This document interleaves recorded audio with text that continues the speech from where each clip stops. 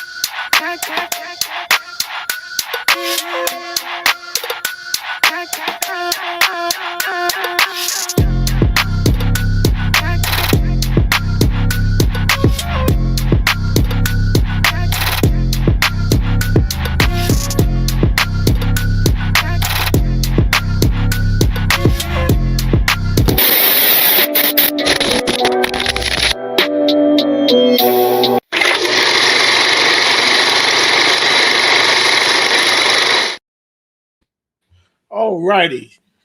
Shalom and shalom to everybody on Facebook and YouTube. This is Nazarene Hebrew Institute of Technology.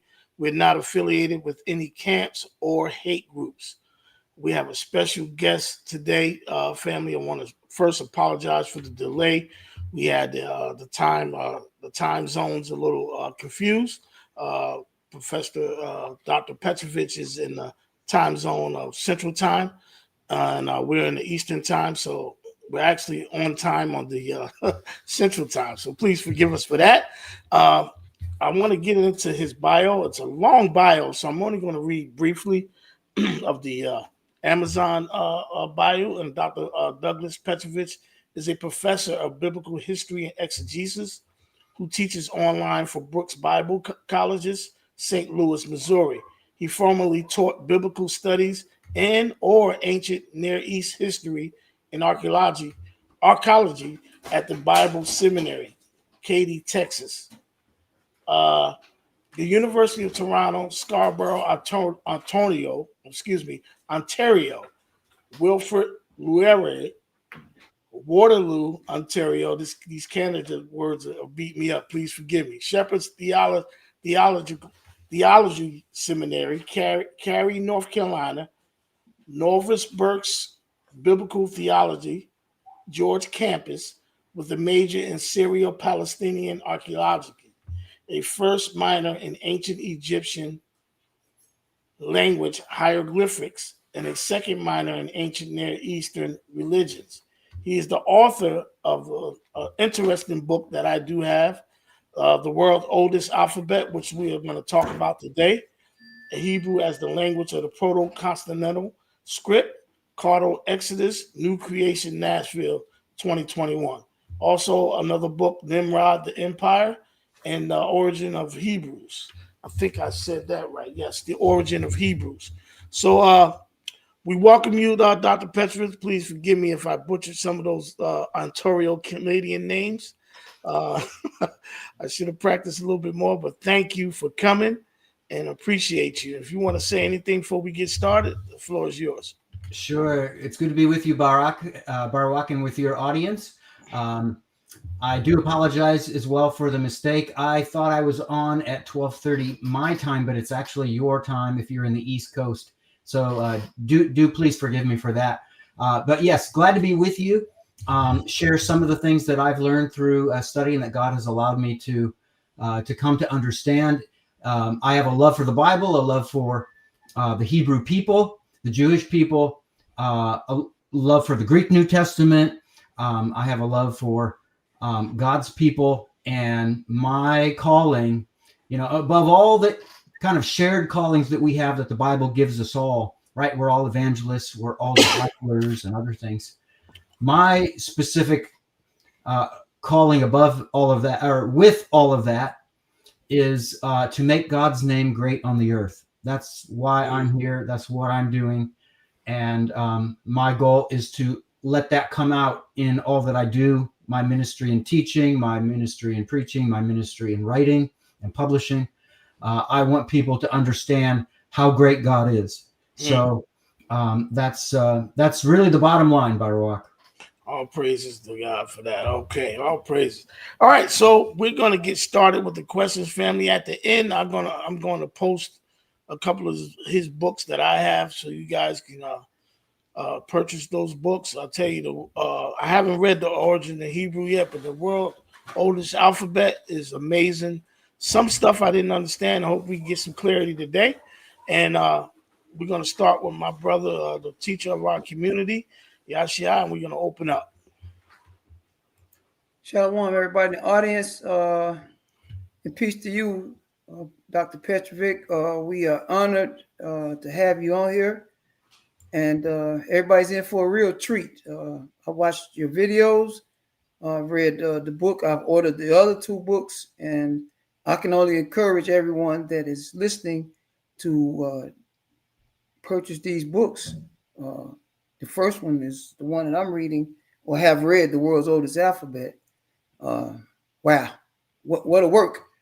But not easy reading, is it, sir? No, but you have to have a zeal for this type of discipline, and I certainly have that. Yes. So I'm going to start off with the first question. It deals with the cuneiform writing script, which we have been taught basically over here in the Western world is the oldest writing. Now, anyone that is familiar with what you're here for and what you're all about, I'm sure they may change their view on that after they hear this. So the first question is, are there different types of cuneiform? For example, is there, Sumerian cuneiform, Akkadian or Assyrian, etc.? Yes, yeah. The easy answer is it is a yes. There are different types of cuneiform, and just so your audience knows it, some of you probably will know this, others may not. Cuneiform is a script it's very unusual. It's very abstract. It has strokes, right? It has vertical and sometimes horizontal strokes that come in patterns, and depending on how many of these strokes there are, vertical or horizontal, that will almost create an image, and looking at that image, it will connect you with what we call a syllabic, which is a consonant and a vowel together, like bo, like ra, like ko, just a consonant and a vowel together. And so by the combination of these signs, it will create these syllables one at a time, and they'll be strung together, and the syllables will form words, and then you just um, you know, speak those words one at a time as you see it according to the syllables. But yes, there are various languages that used the cuneiform script. Sumerian is the first, and Sumerian is from southern Mesopotamia. It's the land that usually in English Bibles will transliterate it, the land of Shinar, and that's Sumer. That's the origin of, as we call it, civilization. Really, it's urbanized cultures where you have a combination of things that makes it stand out from other cities and towns and so forth. You have a strong centralized government. You have monumental architecture, like public buildings such as temples and so forth that are built in a massive scale. You have defensive city walls. You have canalization, which allows sewage to pour out on a drain, in a drainage system, and allows you may have another drainage system to allow fresh water to come in through irrigation, that kind of thing. But all of that, those are signs or examples of an urbanized culture. And so our first urbanized culture was in Sumer. So Sumerian is the first language that used the cuneiform script. And then Akkadian is the second one that sprang up. That was just to the north of it. And I wrote a book, as Barawak referred to, Nimrod, the Empire Builder. And in that book, I tried to connect biblical Nimrod of Genesis 10 with a historical figure. And that's Sargon of Akkad. He's the founder of the Akkadian Empire. And the significance of that is it's the world's first empire. So he was the first empire builder. And so Akkadian is the second language that uses the cuneiform script. And then there's also Assyrian, which is actually a dialect of Akkadian. There's Eblite from the city of Ebla. There's Elamite, and that's to the east of Mesopotamia. There's Hittite, which is in modern Turkey. There was an ancient Hittite empire there, and they used two scripts. They used a cuneiform script, and then they used also their own. They invented their own pictographic script. So they had two. And then Luvian, which is close to Hittite, then Hurrian, which is northern Mesopotamia, and then Ugaritic, the city of Ugarit on the Phoenician coast, the Mediterranean coast. So basically where Israel is, just to the north of that, but on the coast. So those are some of the languages that used this first script. Wow. Wonderful. Okay. I just learned some more. So here's the question. I'm sure that everybody is this is going to kind of let everybody see where we're going with this. Amongst ancient scripts such as Sumerian cuneiform, the Tamil Brahmi script, the Vedic Sanskrit, even the later written the Anita text script. Where would you rank the Proto-Sinaitic script that is the basis for one of your books and the basis for this interview in terms of which one is first? Do you think it's in the middle? Is it later, or is it first, last? Yeah, and I have a handy little chart for you. So Barawak, if you can shift me to presenter mode and let me know when you can see my screen. Okay, I can see your screen now. Can you see it, Yashia? Yes, I can. All right, the audience, type of one if you can see the screen, just to be on the safe side, because I can see it. So I made a little chart for your listeners. And in that chart, I got 3 columns. There's the name of the script here, as I describe it. There's the earliest appearance where it shows up in the historical or archaeological record. So in excavations, in many cases, we find, an example at a certain point in time. And then the context, what's that script connected with? So the oldest script is the Sumerian script that is cuneiform. And that the oldest attested is about 2575 or so. That's not an exact number, but roughly that time period. And and that's BC. So it's going back, over 4,500 years from now. And that was found in tablets from the city of Uruk. And there are archaeological levels there. So basically occupational levels that have been identified by scholars, by the archaeologists who dug the site. And, the deeper you go, that, the numbers change. But levels 4 to 3 at Uruk have tablets of the Sumerian cuneiform. Then the second script that was invented, number 2 to be invented, was Egyptian hieroglyphic. And it's only about 50 years later or so. Again, this is a rough number, not an exact number. But we know it from a tomb in Egypt. That's the Uj at the site of, the tomb is the Uj at the site of Abydos.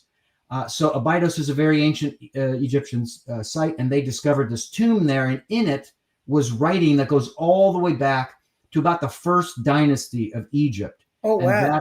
That's the oldest hieroglyphic script. And that was the Egyptian hieroglyphics was the first minor of my PhD when I studied at the University of Toronto.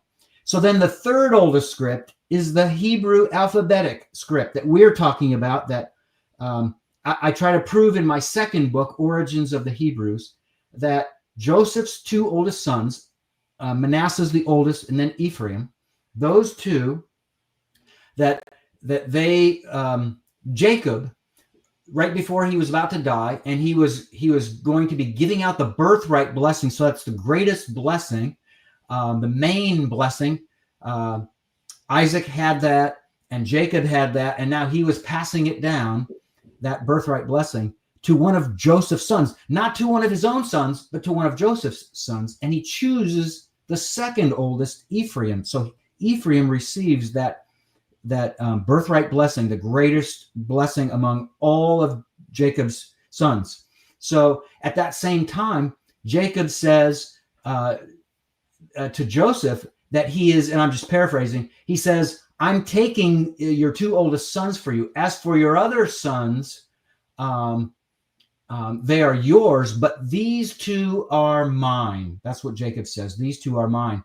So what he did, he physically stole Joseph's 2 oldest sons from him and from their mother, and they moved down to where Jacob was. I say down because it's downhill, down to the site of Avaris. Avaris is, it in the Bible, in Genesis 47:11 and in Exodus 1:11 as Ramesses. That's Avaris, the ancient site of Avaris. And so Jacob was there, and he when Joseph, Jacob was about to die, Joseph came down to visit him and these 2 eldest sons, and that's when Jacob said that he was taking away Ephraim and Manasseh. And what they did is, those 2 boys, they created the first alphabetic script in history, and they created a script in such a way that common people, that average everyday working people, and in this case, these are shepherds, right? Their uncles who are shepherds could read and write, could learn to read and learn to write this script because it's so simplistic. It's very different than the other scripts that went before. They're very complex, difficult to understand and to study. Egyptian hieroglyphics, for example, that's, I've studied 5 ancient languages. That's the hardest one by far. None of the other ones is even close. Wow. So the alphabetic script shows up around 1840. The oldest inscription shows up at a site in Sinai. Sinai is controlled by Egypt. The Israelites send a group of their own people with Egyptians, so that it's a team effort, and they ride donkeys and probably other animals down into Sinai to where they're digging for, they're extracting turquoise so they could mine it and then sell it on the open market and make money. So the site down there, it's called Wadi Nasib, and that's where the inscription is. Quick question. I don't like, because this is important for the audience. That's the area, right? The Wadi Nasib? Yes. Oh, now, real quick for the audience, were you in this area doing your research, Doc? I was there in February of this year. Awesome. Wow. I just want the audience to hear this, because I don't want them to think that you're just saying this, you've been over in the land doing this Yes. research. So we want to get the audience to understand that you were there.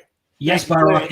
In fact, I saw the very inscription that I'm referring to here. It's called Sinai 377. That very inscription of 1840 BC, I saw it with my own eyes.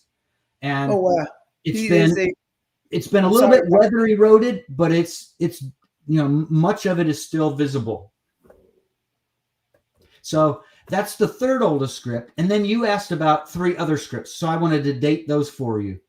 The oldest of the other 3 is the Anita text. That's from Hattusha. Hattusha is the capital of the Hittite Empire. So during the time of the old Hittite Empire, and there were 3 Hittite empires, the old, the middle, and the new. The old is obviously the oldest, and it was, again, the capital city of their empire. And the oldest Anita text there dates to about 1750 BC. Then the Vedic Sanskrit, we don't know the exact date for it, but it's somewhere in the ballpark between 1500 and 1200 BC. And its context is Rig Veda. And this is the oldest, the Rig Veda is the oldest Vedic text. So dating again, sometime in this range, 1500 to 1200 BC. And for context, if I'm correct, and by the way, I am on this one, my wife will tell you I'm wrong on a lot of things, but on this one, I'm right. The Exodus is 1446. That means it's in that range, right? The time when the Israelites are leaving Egypt, somewhere, during that time, just before, just after, a couple hundred years after, whatever, in that range, that's when the Vedic Sanskrit is first represented. It could be older than that. We can't say it's not, but the oldest attested form, the oldest inscription, right, or writing that was found is from that range. And then finally, the Tamil Brahmi. This exists in cave inscriptions and pottery graffiti and other means, but these are 2 of the main forms, but there are others I just didn't include. And this is much later than all of the rest. This was like, this is a Johnny come lately compared to the others, about 300 to 200 BC. So where does that fit in the timeline? It's in the intertestamental period if you're comparing it to the Bible. This is after Malachi finishes the writing of the final Hebrew scripture. And Alexander the Great has already finished coming through the Levant, coming through Israel, and he moves on and he dies. So he dies about a little over 20 years before this range begins. So that's kind of a ballpark for the range for the Brahmi. So you can you can leave on the screen share if you want. I've got several more. Okay. But that's it for this question. Okay. Thank you so much, Dr. P. And for the audience, so you all can be aware, for the topic at hand, when we're dealing with this Hebrew alphabetic script, that is the source and the topic of his writing, Dr. P is a primary source. So we're not getting secondhand information about the Wadi Nash. He was actually over there doing extensive research over there. So we have a real pro here. As he says, not a Johnny come lately. This is great. So I got another question, and I'm gonna give Barak. He's gonna take a few swings to get some stuff out there too. This is dealing with the houses that they found over there. That blew me away, Dr. P. Oh my goodness. Let me ask this question. Okay. And you please expound on it. Do you believe that the Syrian formed or shaped houses discovered over at Avaris, which have been linked to the 12th dynasty? I'm just going to ask it. Do you believe that those houses belong to the children of Israel? Absolutely, yes, sir. They do. And there's absolutely zero doubt in my mind. Wow. This is an area where I've put in thousands of hours of research, writing, editing, and publishing. So I'll show you the evidence, and you can see this still, right? My screen. Yes, we can see it. Yeah. Okay, good. So this is a plan, right? It's like a blueprint for a house in ancient times. This is after 1200 BC. It's in Canaan. Of course, the Israelites, according to my view, they've been there for just over 200 years at this time, right? And so after 1200, we start to see houses pop up because, okay, when they arrive there in 1406 BC, and they break down the doors, if you will, figuratively speaking, they come in and they conquer these people to the extent that they did, and they didn't finish the job, we know that, but they did a lot of conquering, according to God's command under Joshua. They finished in 1400. And from 1400 until sometime after 1200 BC, the Israelites they're just like they were in the desert. What does that mean? They were semi-nomadic. They lived in tents, moving around with their flocks. That's how they lived, right? They were used to that lifestyle, that transient, moving all the time lifestyle in the desert for those 40 years after the Exodus. So they come into Canaan, and what do? Even though they conquer cities, they don't move into them right away, right? And that's why the late Exodus view even came into being, because archaeologists looked at this and said, we see no signs of Israelites from 1400 to 1200 BC. So that means the Bible can't really be right, or we'll have to not take the numbers, the chronological numbers, seriously. We won't take them literally. We'll just take them figuratively, because we would see them in the archaeological record if they lived here. Well, that's if they're building cities and building houses in cities, but that's not how they lived. They lived in tents. So guess what? There's virtually zero, if not zero exactly, chance of finding evidence of Israelites in Canaan from 1400 to 1200 if they're living in tents all the time. How are you going to find a hole that's where a tent peg was, right? An archaeologist can't find that. That's absurd. So that's why critics looked at the Bible and said either it's wrong or we've got to redate it, right? So that's what they did. They redated it to an Exodus in the 1200s BC so that they could stomach, if you will, this terrible idea that we have no evidence of them for 200 years. They're ghosts. They can't live there as ghosts. Well, if they're living in tents, folks, for archaeologists, they're as good as ghosts. But once they started building houses after 1200, and we've been excavating in different sites and found them, there are various kinds of houses the Israelites built, okay? There are 2-room houses, there are 3-room houses, there are 4-room houses, and probably, other sizes that I'm not even familiar with, but the main ones are 2, 3, and 4-room houses. Now, the Israelites are the only ancient people to have a 4-room house. So look at this model. Here's 1 room. Here's a 2nd room. Here's a 3rd room, which is actually it's an open room, right? And then there's a 4th room here that goes the opposite way. So it's perpendicular. So all 3 of these rooms are one direction. This is 90 degrees different, that innermost room. In fact, that very same concept, folks, is applied to a 3-room house. The model of the 3-room house is the model that was used for the temple that was built under Solomon, right? That God instructed David's son Solomon to build. That's a 3-room house converted into a temple, and it has one of these things, an innermost room. That's what this is. We call it in our English Bibles the Holy of Holies, right? Now, you go to the home of Arabs or whatever who have homes like this, they'll have an innermost room. Even today, you go visit an Arab country, they'll have an innermost room. And if there's a guy who's a salesman, right, and he has a shop and he sells things here, and let's say he doesn't have a lot of money, so he lives in the back of his shop, that will be his innermost room. And you know what he'll do? He'll show you some things in his shop right here that are, under the glass counter.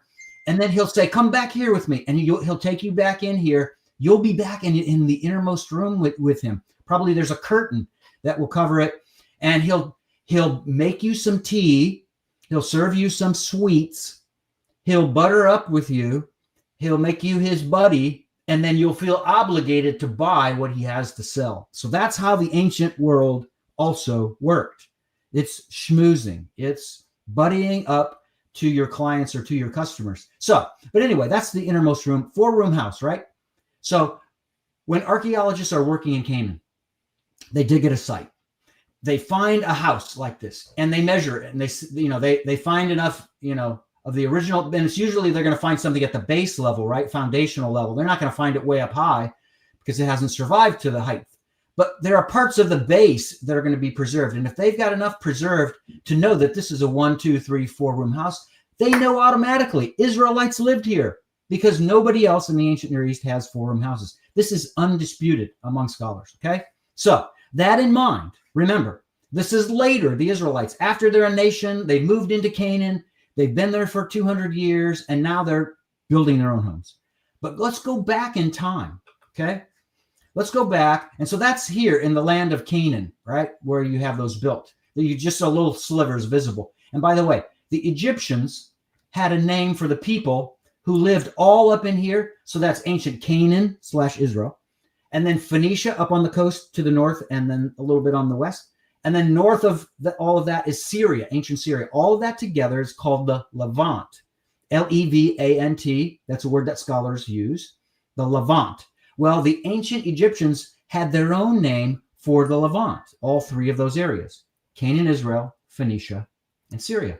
And their name is Rechenu. So if you ever see this word in some kind of, article or book that you read, Rechenu, that's how the Egyptians called all of those people. Now, obviously, in that whole area, that's a regional term. It's not an ethnic term. It's a regional term. So lots of different ethnic peoples lived in that whole area, but all of them together as a whole, the Egyptians are calling Rechenu people, okay? But here's our site, the site of Avaris, right there. This is the Eastern Nile Delta, and it's called a delta because it looks like a capital D in Greek. The Greek capital letter delta looks like a triangle. So in the northeastern part of that delta is a site called Avaris. This is one of the largest cities in the entire ancient Near East. It's 165 hectares. In comparison, some of the earliest sites are 2 and 3 and 4 hectares. So this is an absolutely massive site. And it was strategically placed where it's like it's part of this land bridge. And the same is true of Canaan, actually. Both of them, they're conduits. They're kind of like, if you were to picture an hourglass, right, that drops the sand from the big chamber of glass in the top to the big chamber at the bottom. In the middle, what happens? It goes together and is thin in the middle, right? The idea is it all has to pass through there, pass through that really small middle. And in the same way, any traffic, any people coming from Egypt, way down, even below Egypt in Nubia, ancient Nubia, and then other parts of Africa. If people wanted to come up and go into Asia, they would come up this area along the Nile. They'd go through Avaris, and then either by boat or more likely by foot, there was a route, a traveling route that would take you up into Canaan. So Avaris is a very strategic city. Here's a kind of a blow up of it. Now you can see just a little bit of the Mediterranean that we saw here to the upper right. So this is where it's located. All of this, that's Avaris. This is Ramses of the 13th century BC. So Avaris was built a little bit before 2000 BC and then just grew. And of course, the Israelites moved there in 1876 under Jacob. That becomes the ancestral Egyptian home, if you will, because they're there so long. And they're there for 430 years, according to Exodus 12, 40, and 41. So at Avaris, where Jacob settles, this area here is the main area where the Israelites are. This area here is the main area. They call it the town center. This is where the Egyptians all lived at the time of Jacob and his family. They built their own temple. It's a pagan temple. It's actually a temple to a deceased or dead king of Egypt, which is, welcome to the ancient world. That's one of the things they did. They worshiped dead kings. And so they built a temple, the Egyptians did, for this dead king. And in this area, with the black, this blackness represents the squares or the specific areas kind of added up, built like bricks or Legos built on. These are all the areas where archaeologists excavated. So they're really, really small, meter by meter squares that they excavated. And folks, this was over 40 years of excavation that you're seeing in this little black area here. There are other areas that were excavated and important things were found there. But the most important for the Israelites is here, because I'm convinced that's where Jacob settles.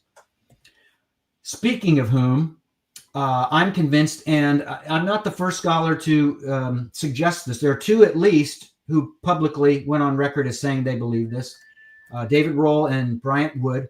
They believed, and I agree with them, that this house right here is the house. It's a house that was connected to the first occupational phase of Asiatics who moved there to Avaris. Not just visited, not traded, but moved. And they established themselves there. And then they were there for centuries, right? Well, secular scholars who don't believe that there was an Exodus, who don't believe Israelites lived in Egypt, they tell us these are just Asiatics. They're not Israelites. But if you read my second book, Origins of the Hebrews, I dare you to walk away having read it, not being convinced that this is Jacob's house, because that's what I try to prove there. Now, that being true, notice something about the house. First, before I talk about the house itself, I'll show you something. There's an extension, a wall extension here that goes around 3 parts of the house and then reconnects, right? So the house itself is within these other walls. Why did they build these other walls? Well, they wanted courtyards in here. Now, we don't know exactly why or what they used the courtyards for, but I've got several hunches. One or more of them is probably right, and there may be more. Probably for children playing. This was a safe zone for children, right? They could play and not leave, especially if the gate here is closed. Second, animals. Remember, they're sheep herders. They have sheep and goats and other animals. So they could keep their, whether it's their whole flock or the most important part of their flock or the youngest of the flock, whatever, they could keep them within this area. They'd be penned in. So those are some of the ideas, and there are others. But now let's get back to the house. Look at what we have here, folks. Voila. This is a 1, 2, 3, 4-room house. That should cause your jaw to drop if you're an archaeologist, because this house dates to the period, well, it's stratum D2, phase H at Avaris. It dates to between 1876 and 1859 BC. That's when it's used. All right. That's exactly when the Bible says that the Israelites were there.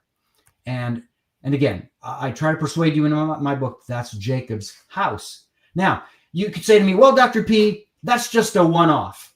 Maybe it's just happenstance. Maybe it's just luck that there's one house there that was built that was 4-room. It's definitely Asiatic. Everybody would agree with that. It's not Egyptian architectural design at all. It's Asiatic, Levantine, if you will. So you say, Dr. P, show me something else to make me really believe that this isn't just the only example. Okay, let's spring forward a generation or 3 to 1730 to 1700 BC, because they built, one occupational phase, one level on top of the next, so that the closer you come to our time, the more they're up in the archaeological record. So archaeologists dug in this phase, and what did they found? A bunch of houses, right? Different sizes, different shapes, and that's normal. But look at this. At least 1, 2 of the houses of this phase are also 1, 2, 3, 4-room houses. 1, 2, 3, 4. And you can see that the dimensions are different between them and different than Jacob's house from before. They're slightly different dimensions. It's not like cookie cutter. They can have a little bit of variety. But these 2 homeowners decided, we're going to be like Jacob was. We're going to build 4-room houses. So this is a concept that continues, that perpetuates at the site as you have generation after generation of these people. And again, all of this is in the period that the Bible says the Israelites were living in Egypt.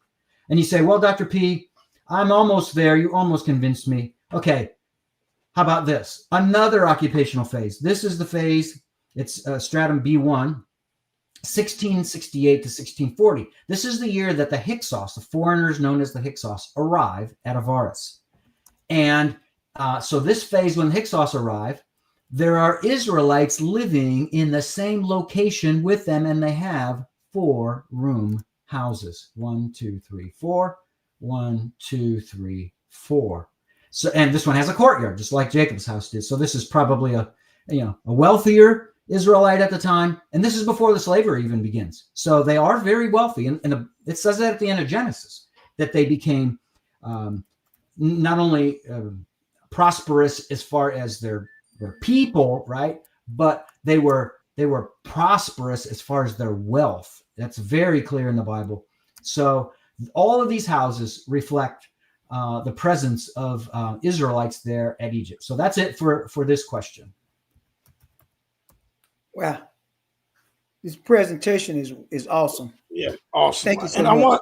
I want to point out to the audience, because I don't think you guys realize how important this scholarship is that he's showing you evidence of the customs of Israelites, the way they build their homes a certain way. You guys know the mainstream scholars, and correct me if I'm wrong, they say the Exodus did not even exist.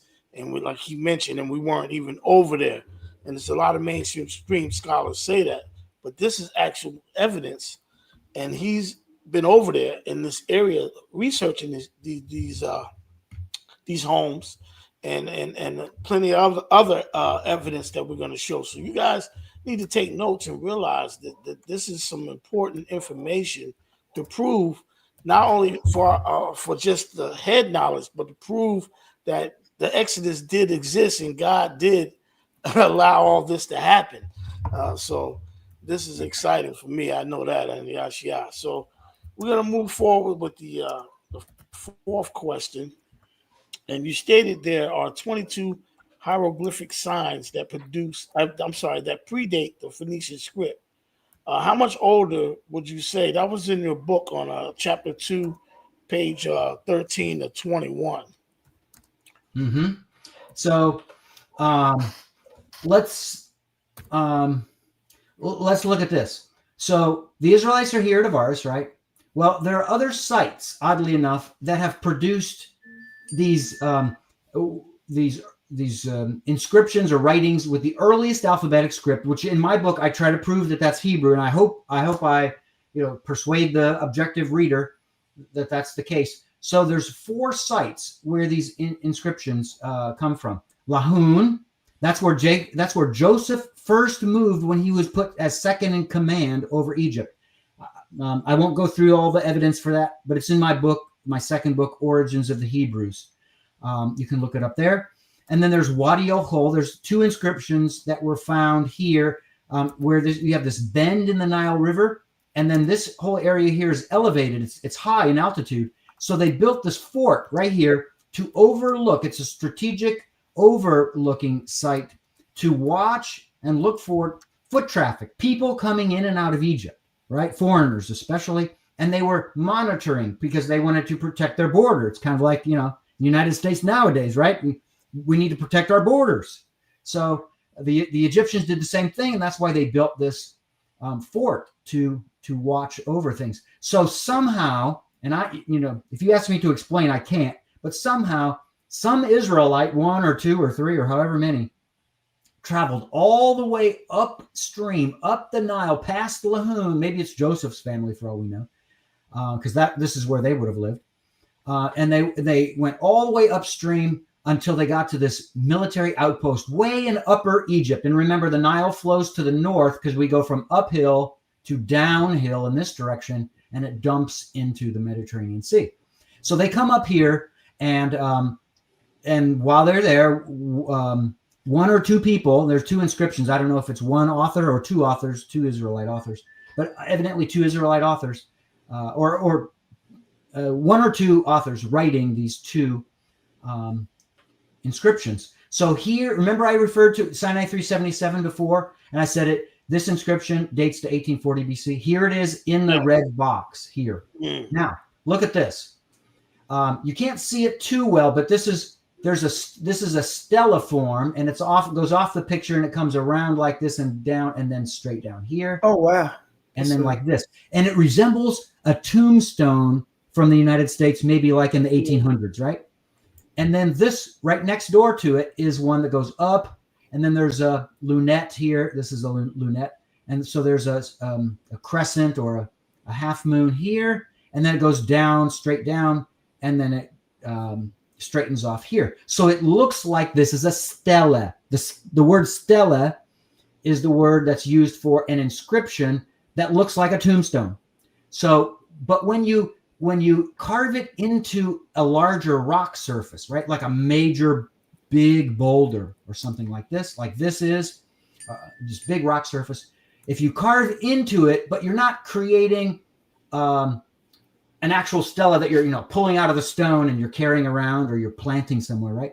But instead you're pretending to make it look like a stela. That's what we call a stelliform. So this design is a stelliform design. So you have 1, 2 stelliform inscriptions, and they're companions. They're companions. And here's the amazing part, folks. You see all this? That's a date right there. That's a date, which gives us a renal year, or the year of the king's reign. And then this gives us a description of, who the king is. Here's his royal cartouche right there. And, this says other things about him. So these are 2 horizontal lines of Middle Egyptian hieroglyphic text. And then there's 1, maybe 2, it's kind of defaced here, 3, 4, 5, about 6 columns of vertical text that always reads top to bottom, never bottom to top. Egyptian hieroglyphics, which way does it read if it's left and right? Which way is it written? Which way does it read? Well, it could read either way. It can either read left to right or right to left. You say, well, Dr. P, how do you know which way it reads? It's easy. You look at the animals, you look at the people, you look at the gods, whichever way they're facing. And this right here is a B, as in B-E-E.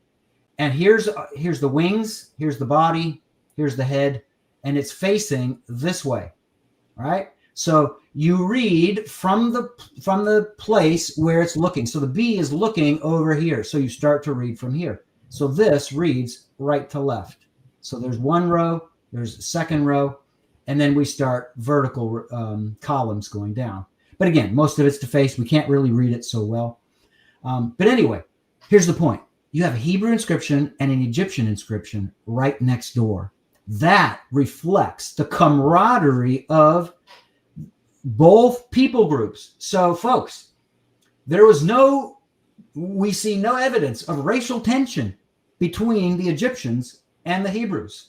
We see peace and teamwork between them, that they're writing inscriptions together.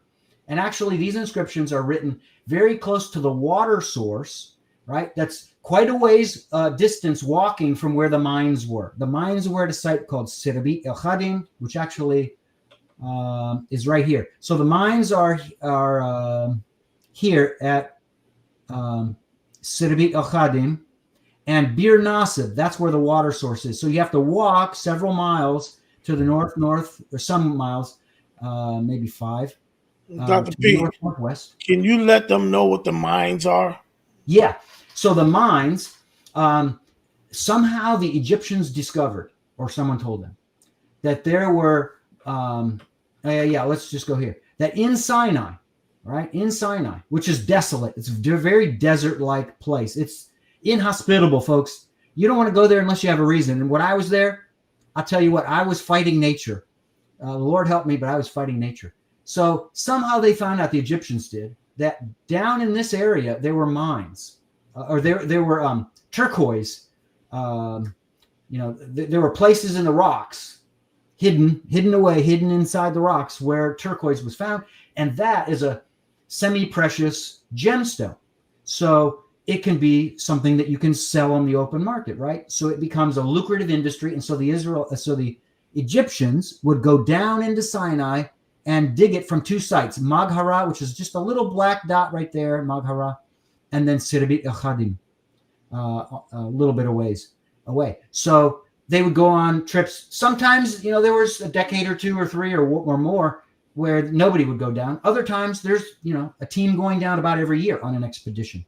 So they would dig into the rocks, try to get turquoise so they could sell it, and then come home and and make money from that trip.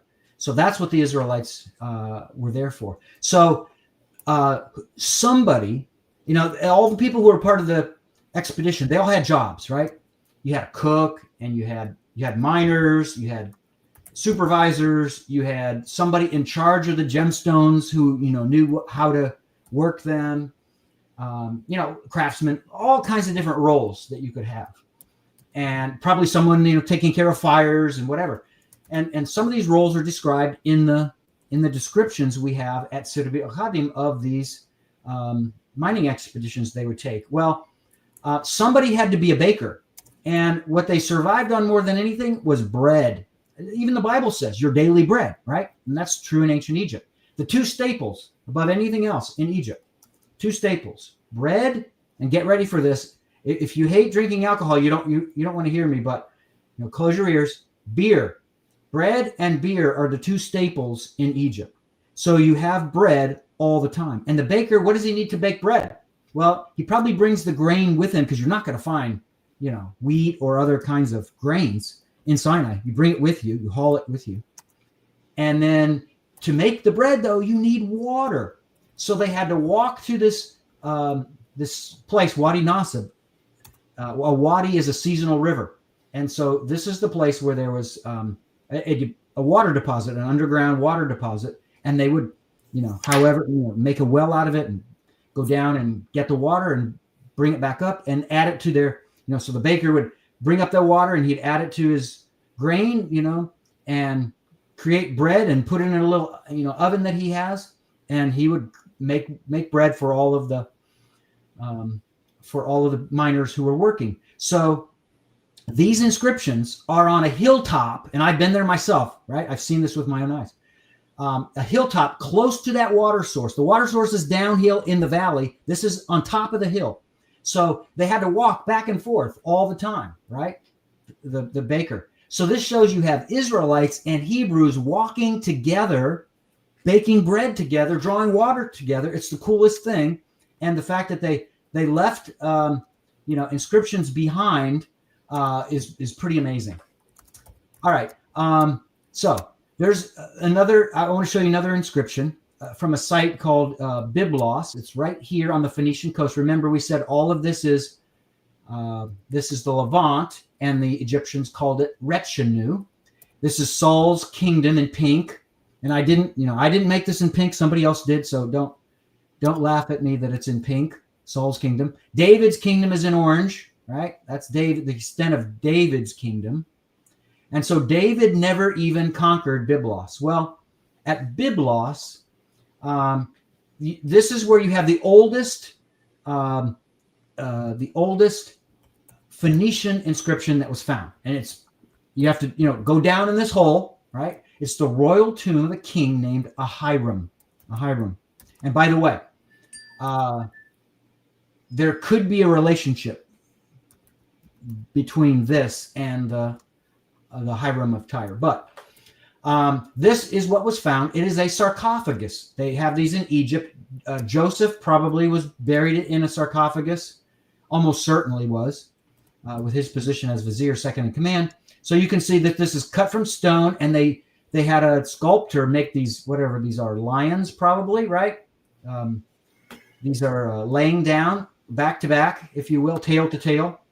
And then that's on the bottom register. On the middle register, you have people who are probably praising, right? Hands raised. They're praising someone, and maybe bringing gifts or something like that. And then this is a griffin, I would guess. I didn't study this sarcophagus, but that's probably a griffin.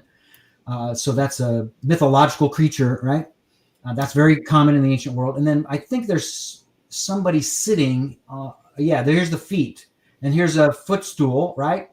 The enemies of Messiah, God will put them under his feet, under his footstool.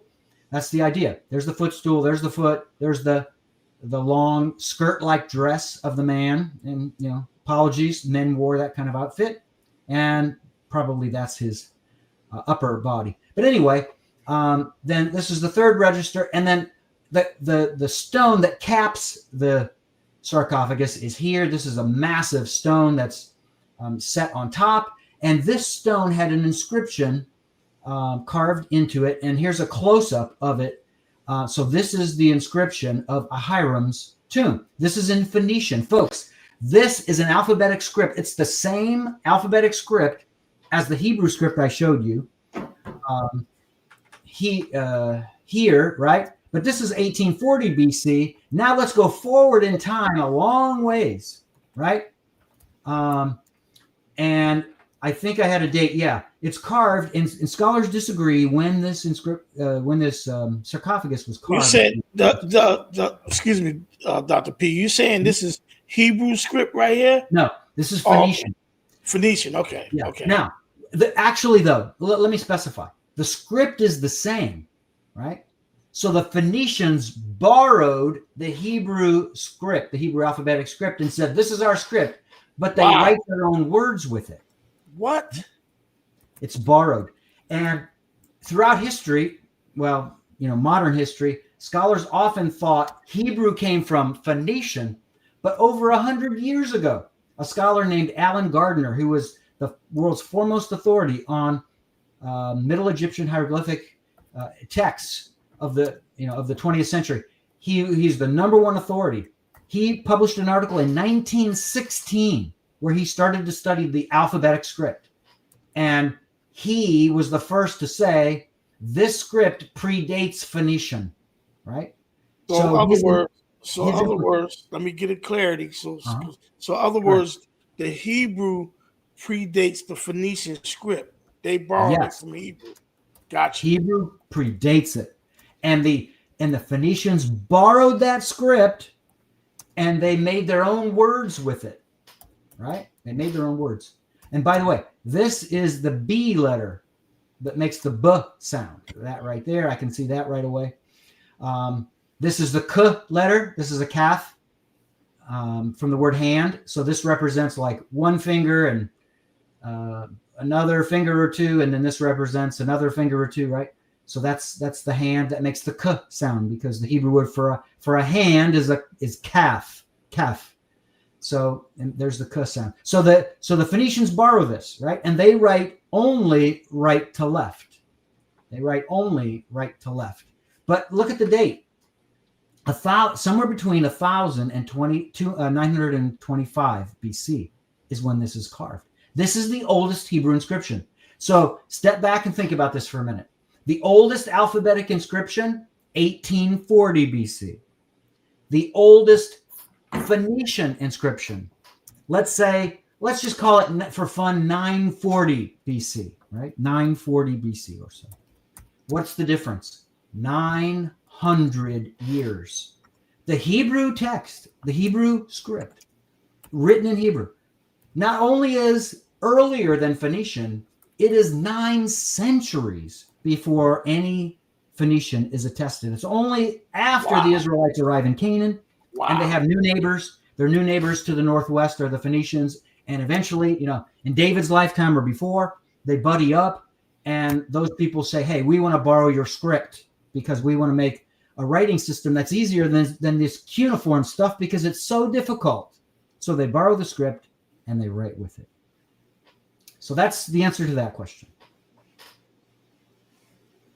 Wow, that's amazing, Dr. P, because I've been in conversations with people that always say Phoenician is older than Hebrew. And I couldn't figure out how to prove it, but my faith said, no way. and Barawak, the irony is that they don't even realize this, but that's been disproven for over a century by Alan Gardner, right? Wow. Yeah, but people still believe it, and they still say it. It can't be right. Yeah. All right, Yasha, so you're going to take over the next few questions, and then I'll come back in so we can stay in order. Well, right. For everybody that's listening that attends our Hebrew classes on weekend, I've been saying this for over 15 years. Now we have a scholar, a well-known, well-recognized, well-respected scholar that is coming on here saying, hey, we knew this over 100 years ago. that Phoenician borrowed and created their language, their writing script from Hebrew. Yeah. So, wow. Pretty we got cool. some more stuff we getting ready to ask some questions about. The fifth question is,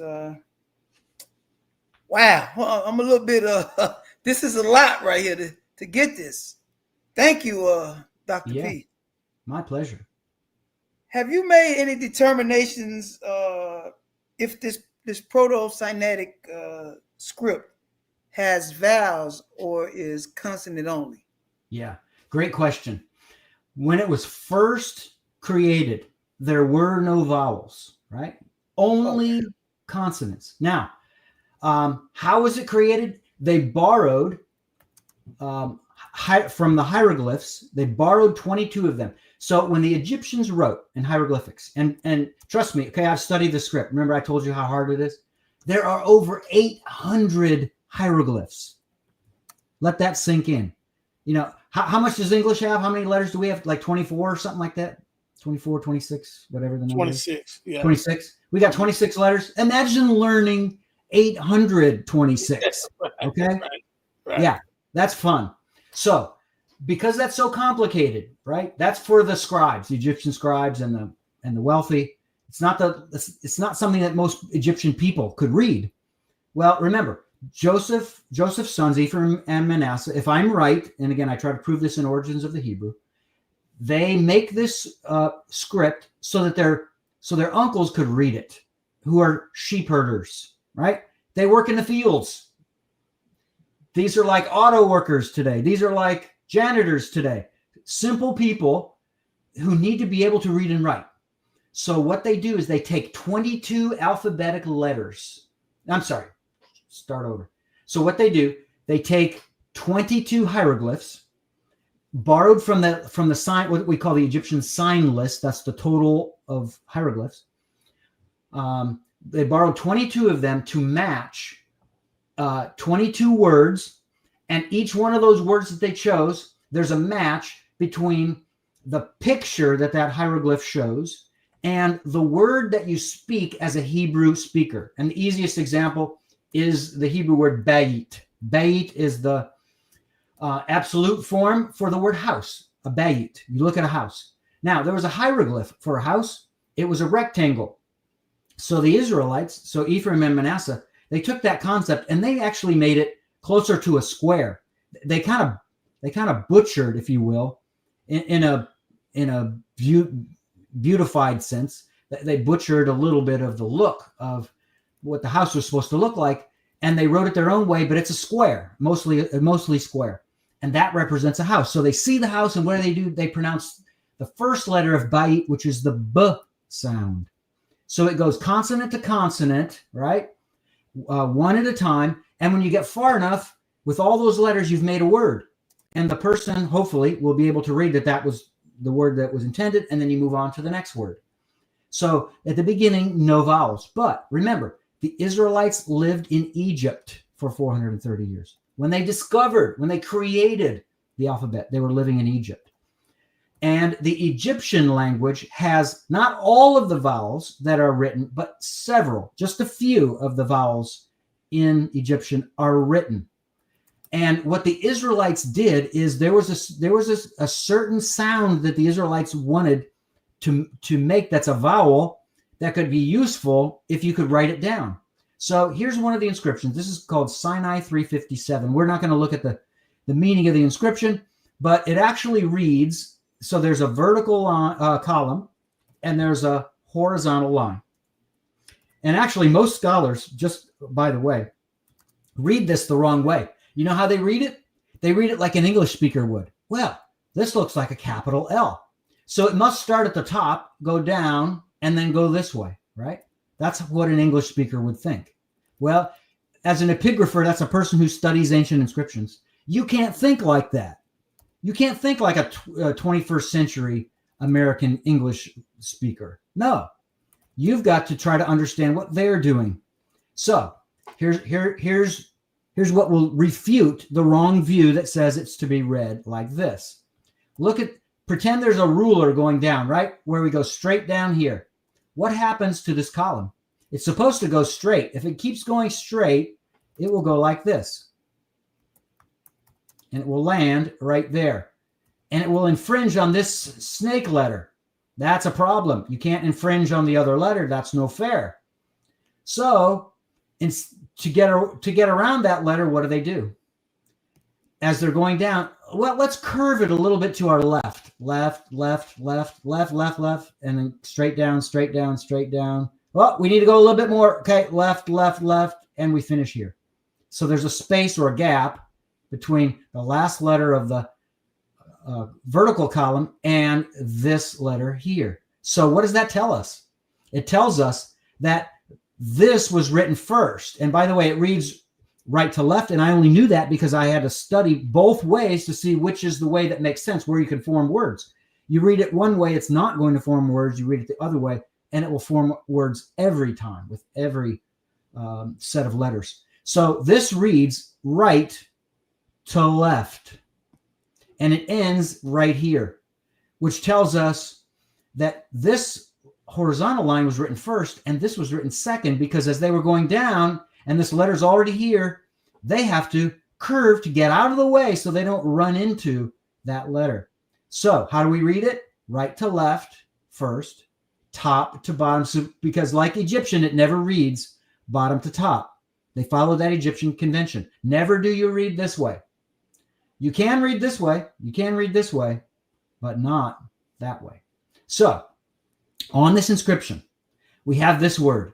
That's an Aleph. You probably know it as Aleph if you studied Hebrew.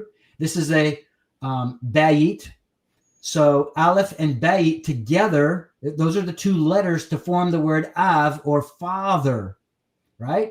Av is father. Now, here's what the Israelite did.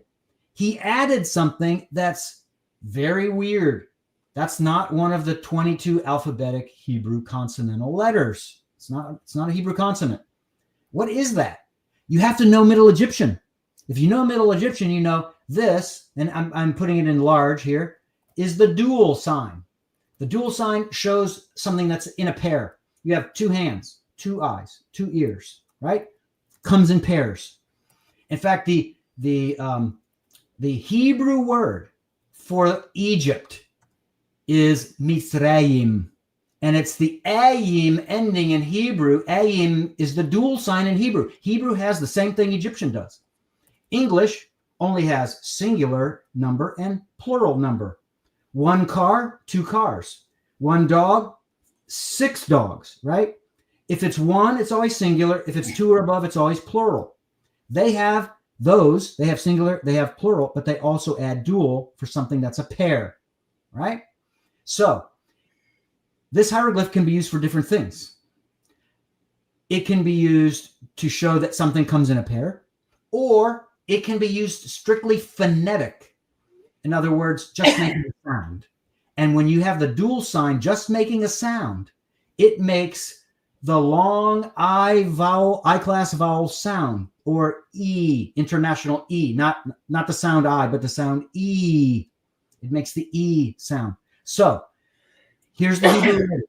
He puts it after this letter, right? And because he's going to keep going with his consonants. So he's going down and he goes Av, father. And then before you go to this letter, he comes here and he writes E. That becomes Avi. Avi, E on the end of Av, on father, is my. It's called a pronominal suffix in Hebrew. My father. So this word reads my father. That's how it reads. So here you have a vowel. Again, this is really off the playing field, right? It's not only in left field, it's out of the stadium. This is very, very weird.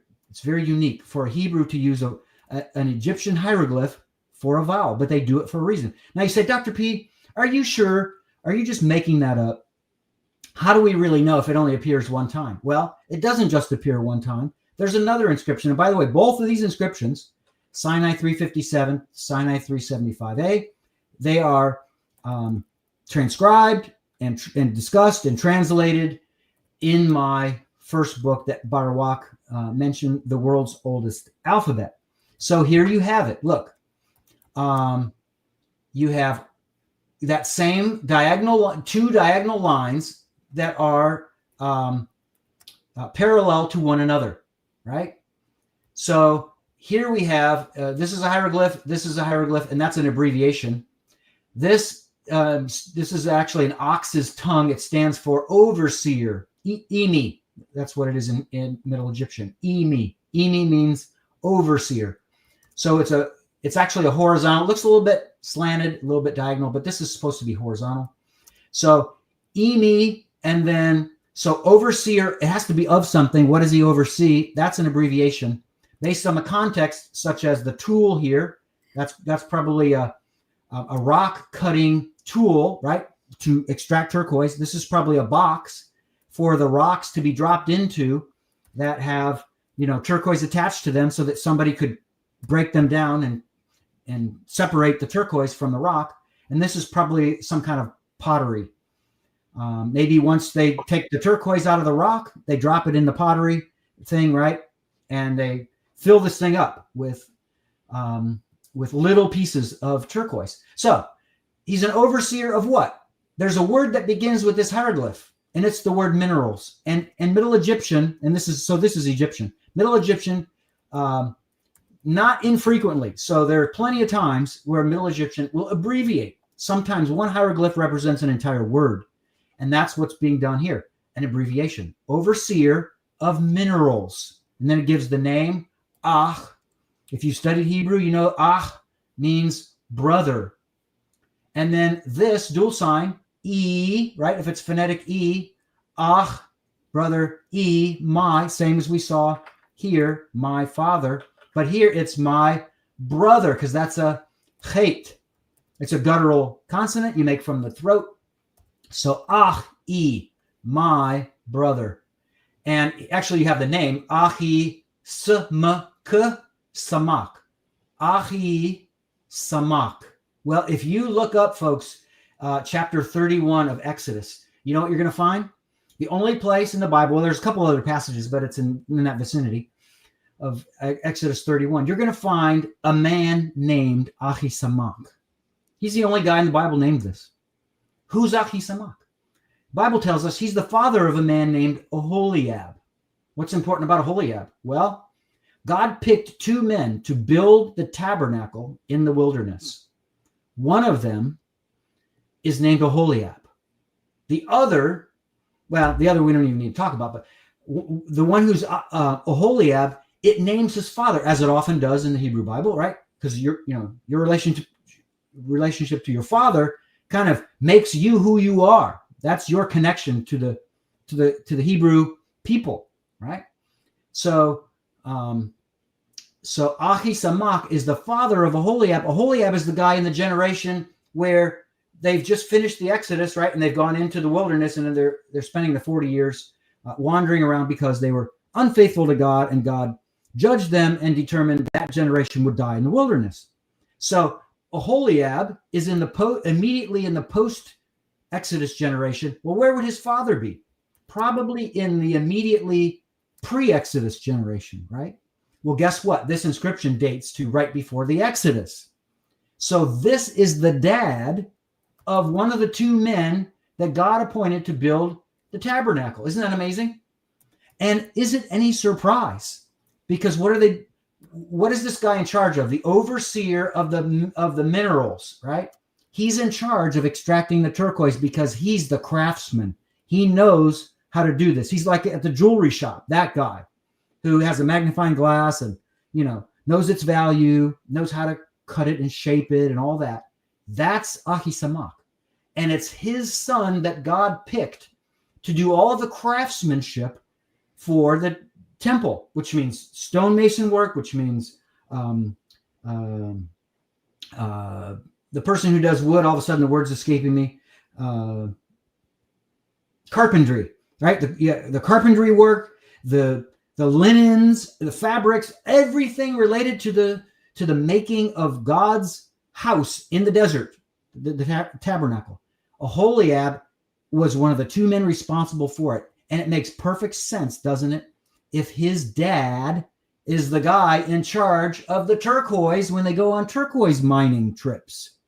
So Aholiab wasn't just a guy. God didn't just do, pin the tail on the donkey, blindfolded, picking the two men to be in charge of the making of the tabernacle. He picked people with the talent and the gifts and the abilities that he gave them to do it. So it makes perfect sense that this would be the guy. So vowel, right? E, my, E. So we have those two uses of vowels, and that shows us these exceptional cases while they still have this Egyptian influence on them. They know Egyptian. Then they write with vowels. But before this, that didn't happen. After this, it didn't happen. Once they were off into the desert and then off into Canaan, we don't see the use of these rare vowels anymore. So that kind of answers the question. Just real quick, the area this is in is Sinai. What area is this called again? This is southwestern Sinai. Southwestern Sinai. Mm-hmm. And which you was there, correct? Yes, I was there. Yeah, I just want to, audience, we got some new people coming in. And Baruch, this inscription right here, Sinai 375a. Guess where this is today? This is in the United States of America. Wow. And I've seen it with my own eyes. It's at Harvard University in the Boston area. Right. They have a museum there. They recently renamed it. I don't know the new name. I know the old name. Harvard Semitic Museum. I saw it there while it was still called the Harvard Semitic Museum. I saw Sinai 375a. It's about 10 inches high, 9 or 10 inches high, and it's about 11 or 12 inches wide, something like that. Gotcha. Okay. So you can go see it today if you can get in there. Right. Okay. So the next question I'm done with this question. Next one is going to be without a slide. So if you want to take me off of screen share. Okay. Okay, Dr. Right. P, you are getting a lot of likes, and a lot of people are very refreshed by this presentation you're giving. It is absolutely awesome. We are at question number 6 now. The question is this Proto-Sinaitic script that was located at Serbit El Qadim in 1903 and the discovery in 1999 by the Darnell family at Wadi El Hol, are they the same script? Mm-hmm. And the answer to that is yes, they are the same script. They both fall under the category of inscriptions made using the world's first alphabetic script, right? So, and if you remember back before on that map, we looked at where Serbit is in Sinai, and then Wadi al-Hol is in southern Egypt, where we had that bend of the Nile River. Remember that? So those inscriptions, as well as the inscription found at Lahoun, all of those are of that same first alphabetic script that I like to call proto-consonantal script, which means proto means first, consonantal means it's only consonants. Outside of those two exceptions we saw, they don't have vowels. So it's the first, it's the script with the first set of consonants. So that's question number 6. All right, question number 7. This one's we looked at Sinai number 349, which in Semitic fashion, it reads right to left. Like most Semitic scripts that I'm aware of. I mean, probably all of them. To my knowledge, I'm not sure how they read the ancient Egyptian script, but does it read right to left as well? Yes. So what's another argument for or in favor of connecting the world's first alphabetic script with hieroglyphics? In addition to the visual argument, they look the same, right? They're borrowed hieroglyphs. The other thing is these Semitic people, they followed the same writing convention or or standards that the Egyptians did. So the Egyptians wrote top to bottom or left to right or right to left, but never bottom to top. So what did the Hebrews do? Well, they were living in Egypt. Many of them, well, some of them at least probably, especially like, Joseph's sons, because they were raised with their dad as second in command in all of Egypt, they knew hieroglyphics. So when they invented alphabetic writing, they simply followed the same rule as the Egyptians. Hey, why not be able to write it left to right, right to left, or bottom to top? Yes. So that's what they did. They followed the convention they knew. And that shows us, yes, they're tied. They're tied in physical proximity to the Egyptians. They're living in the same place because they're seeing what the Egyptians do, and they're, monkey see, monkey do. The Israelites are following that model and applying it with their script.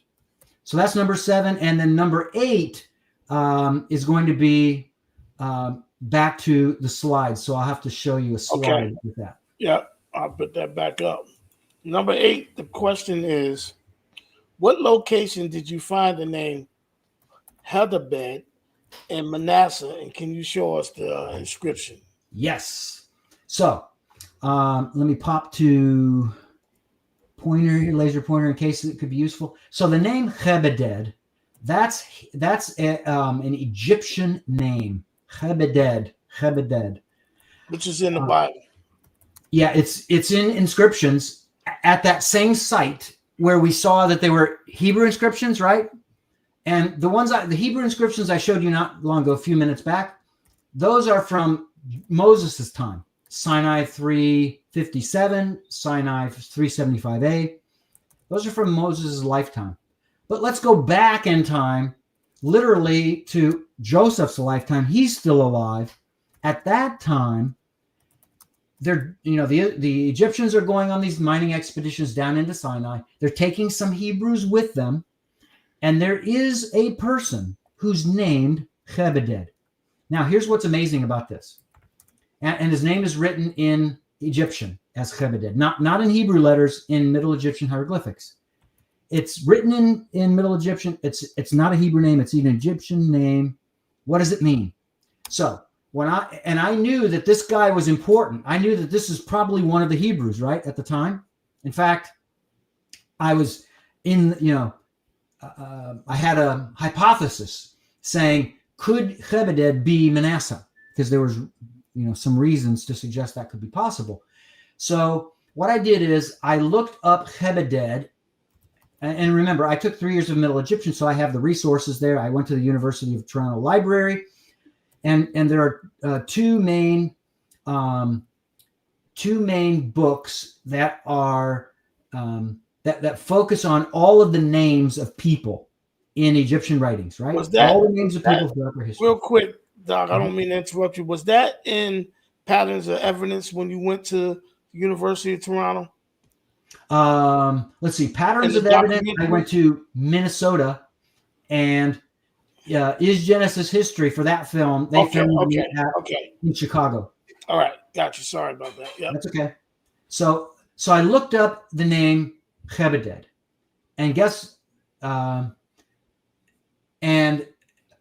I found? That and I guess they didn't add. Okay, so the scholars, the Egyptology, the Egyptologists who study writing, I guess they didn't add the Sinaitic inscriptions to their onomastica, their book on the names of the Egyptian people. I didn't find Chebeded's name anywhere. It was not there. And I thought, oh, that's bad. Nobody else in Egyptian history has that name. And I said, well, I've got to figure out the name, because I knew, right? I've been in the field, enough decades, right? This is my career. I was in there long enough to know you need to know the meaning of the name, because the meaning of the name means everything, right? My name, Douglas, means seeker of light. Most people don't know that. Why? We're so used to just having that name and the meaning is detached from it. But in these days, it wasn't detached. So I knew I've got to figure out this guy's name. So I studied and studied and studied the different Middle Egyptian books, lexicons and other things. And I tried to find out what this is. And I finally figured out it's a very seldom used form of a word that's not that used that frequently, but it's a passive participle. And it's from a verb which means disfavor, right? In English, we would say to disfavor, the infinitival form, an infinitive. But when you inflect it to a passive participle, it becomes he who was disfavored. He who was disfavored. So I thought to myself, wow, that's amazing. That fits Manasseh perfectly. Why? How? Well, what happened when Manasseh and Ephraim and Joseph went to visit Jacob? Jacob was going to pick who's going to get the biggest blessing, the birthright. And of course, Manasseh wanted it. He expected it. He's the older son. Joseph wanted it for him, right? So what does Jacob do? He reaches his hands out and he puts the right hand on the younger child, Ephraim, and the left hand on the older child, the oldest, Manasseh. And Joseph saw this. He didn't like it because he knew the right hand would go on the head of the child who receives the blessing, the birthright blessing. So he says, and I'm paraphrasing, of course, Dad, you did it all wrong. You put your right hand, the hand of the birthright, on the second born. This is the oldest one. And Jacob, wily old Jacob, right? He's the deceiver. He himself stole away the birthright blessing from his older brother. He says, yes, my son, he will be great, meaning Manasseh, but his brother will be greater. What happened to Manasseh? Oh my, he lost the birthright. Can you imagine when they got home and told mom and the other siblings, Manasseh lost the birthright? It was just like heart-stopping. Nobody would expect it. So, in the ancient world, folks, how and when do you receive a name? You receive a name when something distinguishes you from other people. So that when people look at you, this is what they think of, right? Now, the Native Americans did the same thing. Hyper kid who runs by the brook, right? Or, eagle viewer, because he's always looking for eagles in the sky. So that's how you got a name, because that's what you did all the time, or that's what distinguished you. So Chebeded, he who was disfavored, matches perfectly with Manasseh, because what distinguishes Manasseh is the birthright was taken away from him by grandpa. So he lost what should have been his as the oldest son. All right. So, but let's get back to the question. What location did you find this name, and can you show it? Yeah, I'll show it to you right here. So here it is, Sinai 1:12. Remember, I used the word stele before. That block of stone that's carved into it's got a flat surface on one side, and same on the other side, and then on the sides, it's a lot thinner, but it's also going to be, flattened and parallel. So they stand about 8 or 9 feet tall. And what they do is, and this is from Serevit Achadim, and here's the hieroglyphics, and it reads right to left, because here's a chick, right? A chick as in a chicken's chick, or that kind of thing, a bird's chick. Here's the beak of the chick. Which way is it looking? This way. So you read from right to left. So it reads like this, and you come all the way down, and then you get to a picture. And this picture is a donkey with a boy sitting on top, a young man behind it with a stick, probably for prodding the donkey. And then you can't see it. It's kind of worn away, but there's another boy here. And I think his hand is holding, there's a rope that goes to the nose of the donkey. So here's the nose of the donkey, right in the mouth of the donkey. So the rope ties to the donkey so that the donkey is going to move at the discretion of this young boy who's in the front. So with this picture, and this is very typical with with Egyptian writings. With the picture comes a caption. Here's the caption. There's part of it. There's part of it, right? So it reads right to left, just like above, right to left. So let's look at that. Here it's drawn on the left. It's sen en, cheka en, rechenu, chebededem. And the M is an extra M sound. It's called mimation. Some words in Hebrew were written in a way that you could add an extra M at the end, and it's like free of charge. Sometimes they use it, sometimes they don't. Sometimes when Chebeded's name is mentioned in these inscriptions, there's the extra M sound. Sometimes there's not. That tells you the language behind this has to be a language that uses mimation. Does Hebrew use mimation? Yes. Many other Semitic languages don't. So that's another indicator that this is Hebrew. So, send brother of the ruler of Rechenu. Remember Rechenu? What does that mean? If you're here with me before, you remember maybe that Rechenu is the name that the Egyptians give for all of the people who lived up in the Levant. So whoever this guy is, right? And his name is here, Chebeded. That's Chebeded. Whoever Chebeded is, his title is the brother of the ruler of Rechenu. Doesn't mean he ruled in Rechenu. It means his ancestors come from Rechenu, right? And again, Canaan is part of Rechenu, where Jacob and Isaac and Abraham were, is Rechenu. So this guy, Chebeded, is the brother of the ruler of Rechenu. So you say to me, well, Dr. P, if Chebeded is the brother of the ruler of Rechenu, who is the ruler of Rechenu? Because it sounds like he would be a big shot than Chebeded, because Chebeded only has his title in relation to the ruler. So who is the ruler? Well, I got news for you. There was an amethyst, beautiful purple amethyst signet scarab found at Avaris. Where's that? Where Jacob raised his family. In one of the richest tombs there. And that guy's name, and the top of it was broken off, but a scholar named Martin, a British scholar, came along and he said, we can restore this, what was written here, by looking at Sinai 1:12, where it says, brother of the ruler of Rechenu. So what would be written here in the broken off part, where I have it in gray and orange, it would be this hieroglyph and this one and part of this one. And this one's already here. We have that one. But the chick, and by the way, the chick makes the oo sound, and this pottery type makes the oo sound. So you can write either one. It doesn't have to be the same. He could have written a chick here. He didn't. He wanted a smaller item rather than a chick, which is a bigger one to draw. So it's easier to draw pottery. So it's Rechenu, right? So from this, we know how to reconstruct this. And that scholar, Martin, I think he's correct. It reads, ruler of Rechenu. And then his title, D. Sobek M. Chat.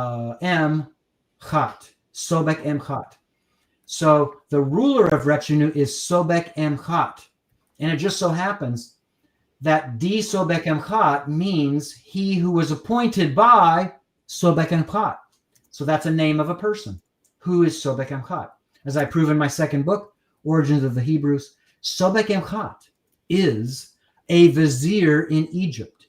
And he was buried at the same site of his king, because that's where a vizier will bury himself, have himself buried, where his king was, where he was there to build the pyramidal city of his king. And it just so happens that the famine pharaoh, Sesostris III, had his first pyramidal city built at Dashur. And that's where Sobek M. Chat was buried. And it gives him a title, Sobek M. Chat.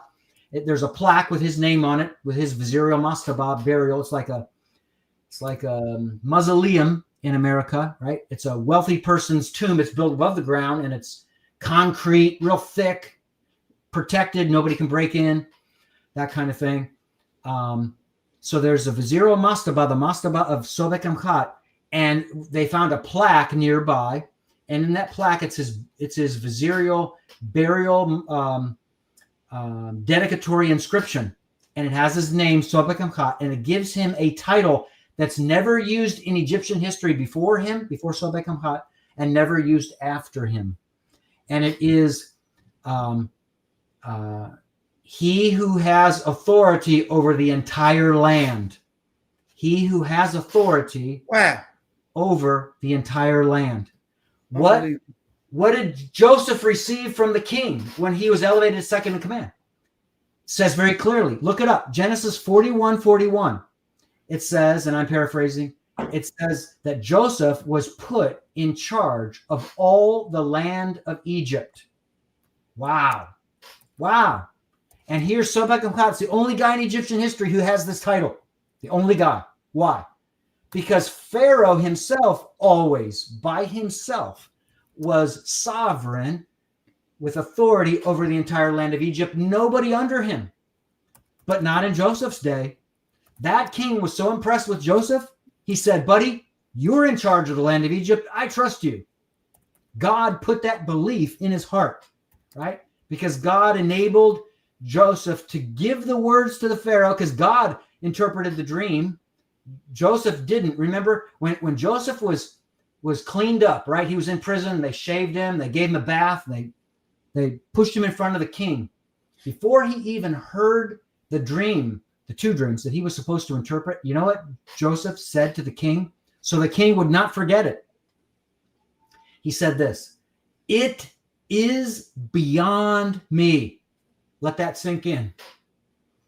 It is beyond me. King, I can't do what you're going to ask me to do. I can't hear this dream and know its meaning. Then Joseph said this to him. It's beyond me, pause, but God will give to the king, to Pharaoh, a favorable answer. Isn't that awesome? God will give it to him. That's Joseph in a nutshell. He knew he was going to interpret the dream, folks. That's what he does. He interprets dreams. He did it all his life. He knew. But he wanted the king to know, it's not my talent or ability. Joseph could have taken all the credit for himself, ladies and gentlemen. He refused. Why? He gave to God what belonged to God. God gave him the gift. God gave him the ability. God was going to interpret the dream for him as he spoke, right? As Joseph spoke. He knew it was coming, but there's no way in the world he would take credit for it. But you know what you and I do? We love to take credit for things, right? I'm the person, humanly speaking, who God chose, as Paul would say, the chief of the sinners and the least of all the saints. God chose me, the worst possible sinner he could choose, to be the one to discover all of this evidence of Israelites in Egypt, including that the first alphabetic script is Hebrew, right? God chose me to be the one. I wrote the 2 books, published 2 books on it. But you know what, folks? It's not in me. It wasn't in me. That's right. Did I fall into all of this? Yeah, like a drifter would fall into a pot of gold at the end of a rainbow. That's how I fell into it. Because God gave us this understanding through showing it to me and entrusting me with the responsibility to give it to God's people. You can't believe how stressful I felt after I fell into all these discoveries, right? They started in 2012. I didn't publish the first book to 2016. I had to stay alive because there's nobody else to give it to the people, right? There's nobody else. Nobody else. I'm the guy. And it was like, Lord, I don't want long life for myself. Okay, I'm not asking for that. Help me live long enough to finish the job that you called me to do. Because you want the people to know the story of the Israelites in Egypt. It's not just a story. It's true. And there's a boatload of evidence. And God said, buddy, you're the one that's going to give it to the world. So I just asked him, Lord, let me live long enough to finish these 2 books. And he let me do that. He let me live long enough, and they're published. So now I can die in peace. You know, I'm going to still publish. I'm going to still work. I'm going to still make God's name great on the earth while I'm alive. But boy, the relief is gone because God allowed me to be able to put this into people's hands. And that's why you're hearing this today, because he answered that prayer, because he wanted you to know, each one of you to know how great he is, that he did what he said he did in the Bible. And that these are his people, that he called them by his name, that he turned them from a family into a nation, and he took them into a land of promise, and he gave them that land. And he said, this is going to be your everlasting land, the land of Israel. And folks, throughout the history of this world and the new earth that Revelation speaks of, that will be the land of the people of Israel. That's their land. So, there it is. All praises. All right. And he's going to keep you here, Professor P, to put some more information out there. All right. So we're in moving forward to question Number 9. Yes. Okay. What is causing you to say the word Ibri means Hebrew on Sinai 115? Can you show us the inscription? Absolutely. This is the key that unlocked the treasure room. All right. Think of National Treasure. If those of you who love film watching, right? This is the key to unlock the treasure. So here's Sinai 115. Remember I said these guys, these stelae, that's the plural form. The stelae are like 8 or 9 feet high. And folks, I saw this one with my own eyes, not in black and white, in color. Okay. This is an old drawing. And I use an old drawing because it's better visibility, because more has been eroded by the wind and the elements. You see all this? That's wind erosion. It's even worse nowadays. This is going back to, I don't know, the 20s or something, 20s, 30s it was taken. And here we have another inscription. So remember, this is an accounting of this year's expedition, telling about things they're experiencing, maybe, you know, different people on the trip, right? In fact, this hieroglyph, these are they're called seated man hieroglyphs. It means it's a person. So that's a name, right? That's a name. And that's the end of it telling you that that's a person. So down here, remember the donkey and the boy sitting on top, and the man sitting on top, and the boy in the front? Well, let's look at the bottom. There it is. There's Chebeded, our friend, he who was disfavored. That's Manasseh. There's his donkey sitting on it, riding it. There's the rope that connects the boy. And over time, folks, each one of the inscriptions represents a different year. And what's fascinating is you can see the top of the head of the boy here. You can see how high it goes to the donkey, nearly to the top of the ear of the donkey, right here. That's how tall the boy is. Earlier ones, he was shorter. He was down here. And he kept growing right throughout until this is the highest he gets. So this is the most recent inscription, and these inscriptions are dated, and the date on it shows that it's the latest, the most recent. So now we're going to get a different inscription. It's not going to give his name. It's going to tell us something fantastic. So here's how it reads. It reads, Ichenwi, and these 2 hieroglyphs are determinatives. It means they have no phonetic value. That's a seated man telling you it's a person. And then here's an adjective following it. It's kind of like Spanish, right? Una camisa blanca. Literally a shirt white. In English, we don't speak that way. We don't say a shirt white. We say a white shirt. But Spanish takes the adjective and puts it after the noun that it modifies. That's what Hebrew does. 6, that's an adjectival term here. 6 Ichenwi people. 6 Ichenwi people. Who are Ichenwi? Ichenwi, folks, this is really cool. Ichenwi is the Levantine, meaning people from the Levant, right? It's the Levantine way of speaking about themselves. The Egyptian call them Rechenu. They call themselves Ichenwi. It's like for me, I lived 10 years in Siberia, Russia, right? if I talk about a person who lived in Moscow, I didn't live in Moscow there, I lived in Siberia. If I talk about a person who lived in Moscow, in English, I'd call him a Muscovite, right? That's our English word. A person from Moscow is a Muscovite. But in Russian, if I'm speaking to another Russian person, I don't say that person from Moscow is a Muscovite. That person won't know what I'm saying. I will say that person is a Moskvich. Moskvich. That's how to say it in Russian, a person who lives in Moscow. So this guy, Chebeded, remember, Joseph is his father. Jacob is his grandfather. Where does his physical origin? A generation and more back. It's in the Levant.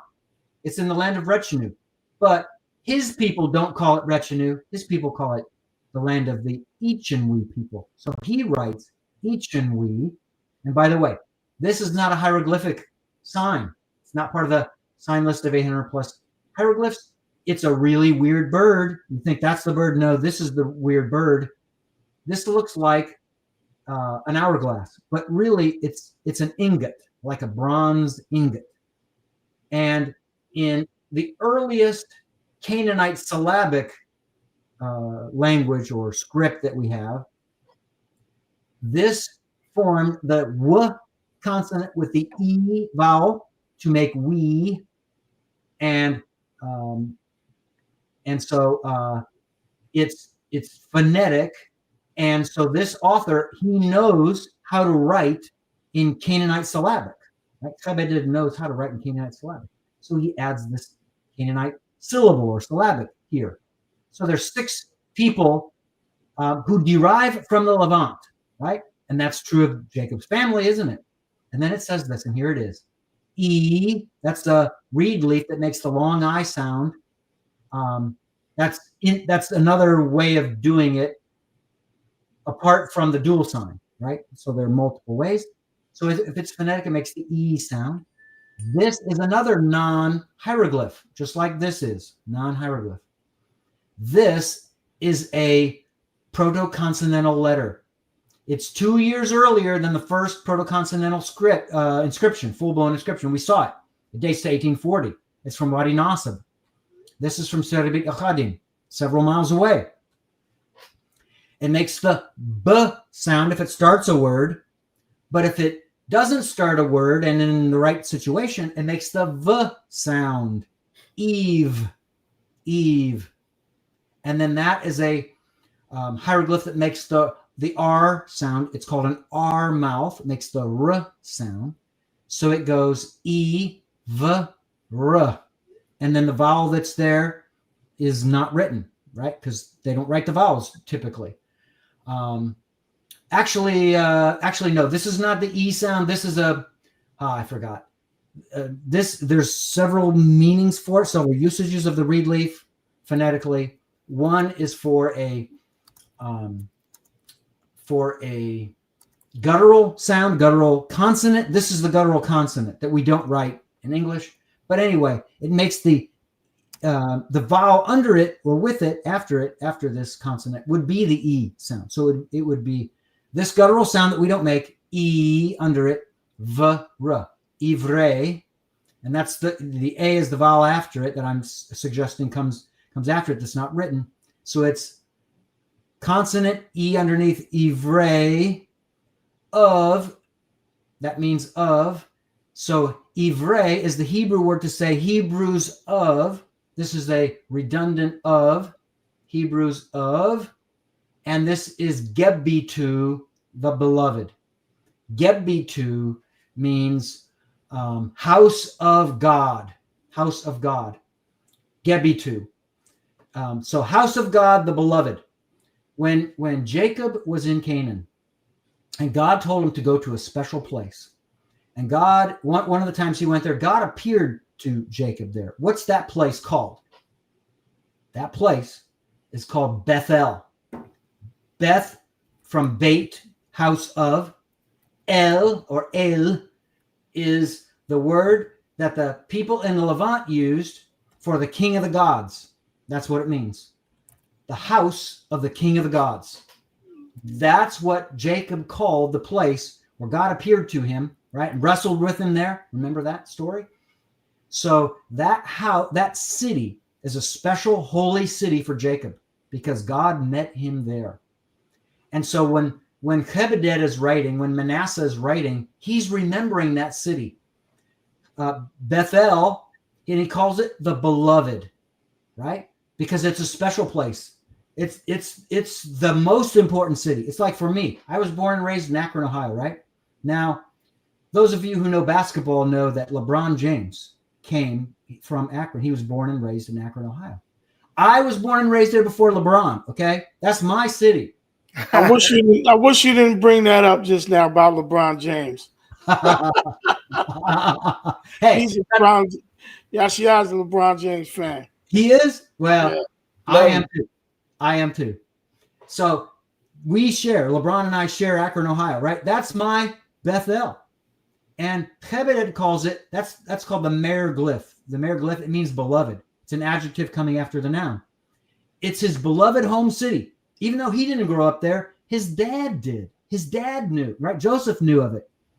His grandfather wrestled with God there. So these are people, there's 6 people from the Levant, right? From the Levant, Hebrews of Bethel, the beloved. Wow. So, look, let's go back to here. What causes me to say that Ivri means Hebrew? Well, I just read it for you on this inscription. That's what causes me to say this, because it takes mostly Middle Egyptian hieroglyphs plus one out of place Canaanite syllabic and one out of place proto-consonantal letter, because that's not a hieroglyph that makes the b or v sound, and it's right there in the inscription, Hebrews of Bethel, the beloved. So what is he doing? He's telling his readers where he comes from. Right. And folks, right. You can't believe how amazed I was when I realized the significance of this inscription, because Right. this is now the oldest attestation to the Israelite people or the Hebrew people in history. Let me 1842 BC. Let me just step in real quick, because I want the audience to see this, and let me know if I'm seeing this wrong, Professor P. What made it extraordinary for you, that stood out, is if it would have been written by the Egyptians, you wouldn't have had those 2 particular that one there and the one on the left. It wouldn't have had those, because those are not hieroglyphic writings for Egyptians. No, sir. No Egyptian would write that way. They wouldn't write that way, so it had to be a Hebrew. No. That is powerful. Yeah. That is powerful. So, voila. Number 10. Yep. So number 10 is where did you locate the Asnath, the wife of Joseph inscription, and can you show that inscription as well? I would be glad to. So, not only do we have an inscription naming Ahisamach, the father of Aholiab, one of the 2 men God appointed to build a tabernacle, we have, oddly enough, the name of Joseph's own wife in one of these inscriptions that I translated. Now, folks, listen, I'm not the kind of person, I'm not a sensationalist. I mean, there are people who've called me that, and I just, whatever, have a straight face or smile or turn and walk away. But I would never do something to be a sensationalist. Never. In fact, when I knew that I had deciphered the script of the oldest alphabetic script, and I knew it's Hebrew, and I was ready to start translating inscriptions, identifying letters, and then deciphering inscriptions, my prayer was, Lord, I will not break the rules of grammar, because I'm a grammar nut. My wife calls me a grammar Nazi. I will not break any of those rules. I will not invent anything. I will not read anything into the text.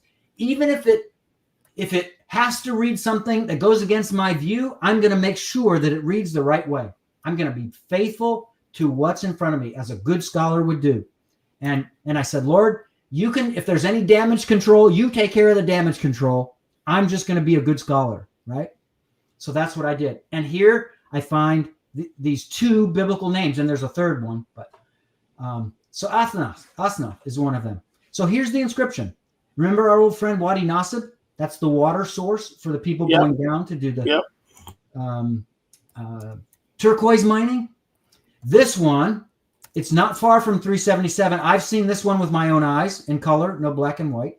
This is the first publication in black and white in the 1960s. In fact, here it is, 1961, by a German scholar named Georg Gerster, right? He published in 1961 this drawing. Well, again, this is one of the drawings that one of the inscriptions God allowed me to decipher. So I worked on one letter at a time and then finally put it together. You can see that there are vertical columns and you can barely see it, but there's actually a letter here that other scholars didn't notice. I noticed because when I came to it, right, it reads first word, second word, third word, fourth word, fifth word, sixth word, and I separate them by these red lines. And then I came to a one letter, right, for the last word. And I said, wait a minute, there's no such thing as a one word letter. This is wrong. And I looked at the drawings that other scholars made, and they all ended here, right? They stopped here. And I said, but there's got to be another letter. Well, there's, it's too rough down here because, you've got a gouge out in the stone. It can't be there. So I zoomed in 400% on my computer in my big screen using PowerPoint, 400%. And I looked, and all of a sudden I could see there's another letter, and it makes this form, has this form. That's the Y letter, a yad.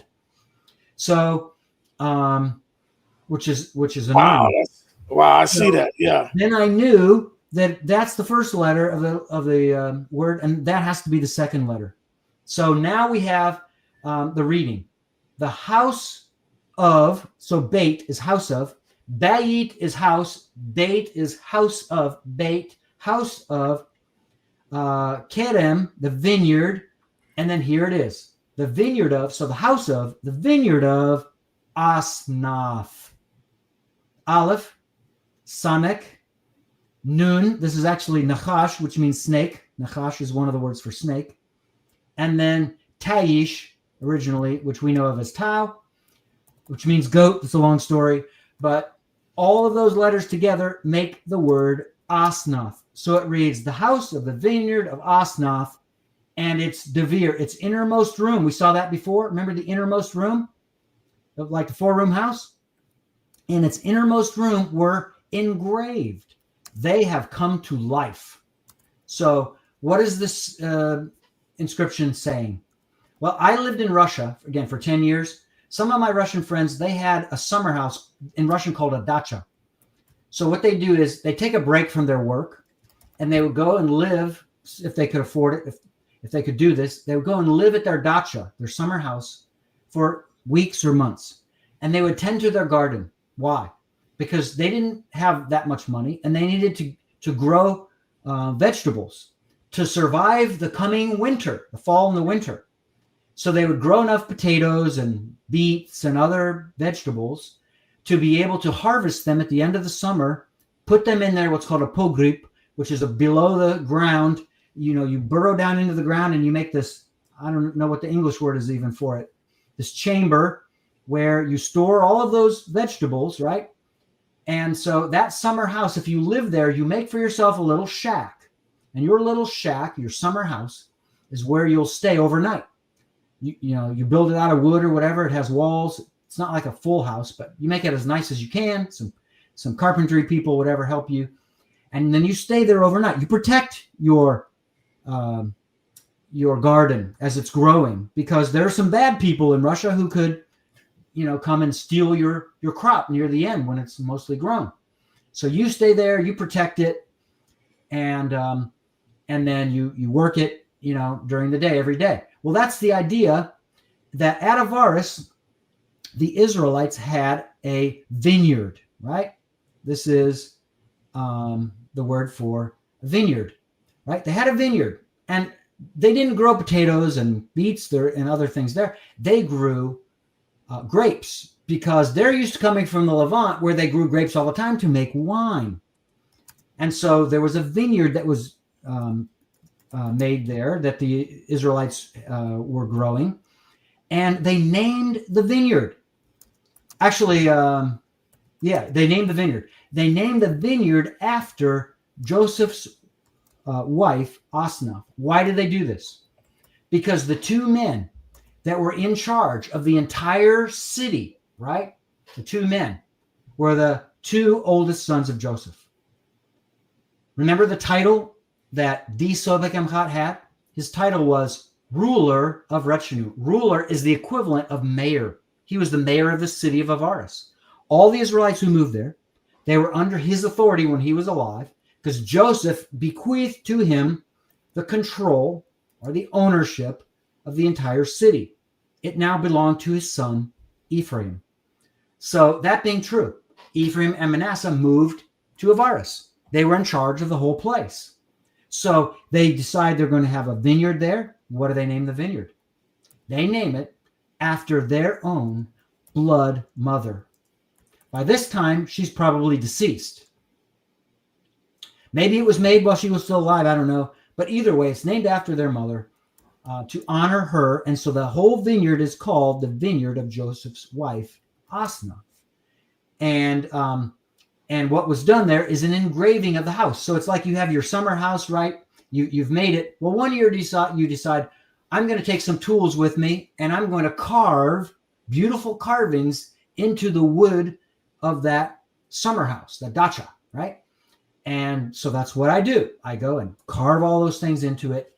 And then this inscription is a celebration. It's a remembrance of the carving of those beautifying engravings, to make, flowers maybe, or pomegranates, because that's something very important in the Levantine world, or whatever you're carving into it, you make it really beautiful. And because you have that memory of this, you celebrate it by writing this inscription to commemorate that event. So that's the answer to number 10. All right, I've got one more, and then the rest. Okay, and let's pop off of the screen share. Okay. All right, and the 11th is, do you believe the Exodus occurred? I'm sorry, that's 11. Do you believe the Exodus occurred, and what information did you find to lead to hold that position? Sure. And probably by now you can guess that I do believe in the Exodus, right? I mean, come on. If you have Israelite houses, in the time period the Bible says that the Israelites were there, and if you have writings in Hebrew, including the names of obscure people in the Bible, and only for those two names, there's only one person in the entire Bible who has that name. There's one Asna. It's Joseph's wife. There's one Ahisamach. It's the guy who's the father of Aholiab who builds the tabernacle. So all this kind of information, all this kind of evidence makes for me an overwhelming case to believe that there was an actual physical Exodus. Now, the Exodus, folks, is an event that represents the movement of people, right? There's not going to be archaeological evidence of the Exodus itself, right? If I'm leaving my house to go somewhere, no person can come to my house and prove that I left my house at 3:45 p.m. on such and such a day and such a month. You can't prove that. But even though you can't prove the Exodus event, you can, as I've shown you, you can verify that the Israelites did live there. And in addition to that, there is one element that is connected to the Exodus event that I think has become proven. It's in my second book, Origins of the Hebrew. I'll just quickly kind of summarize. It's evidence of burials of animals, lots of animals.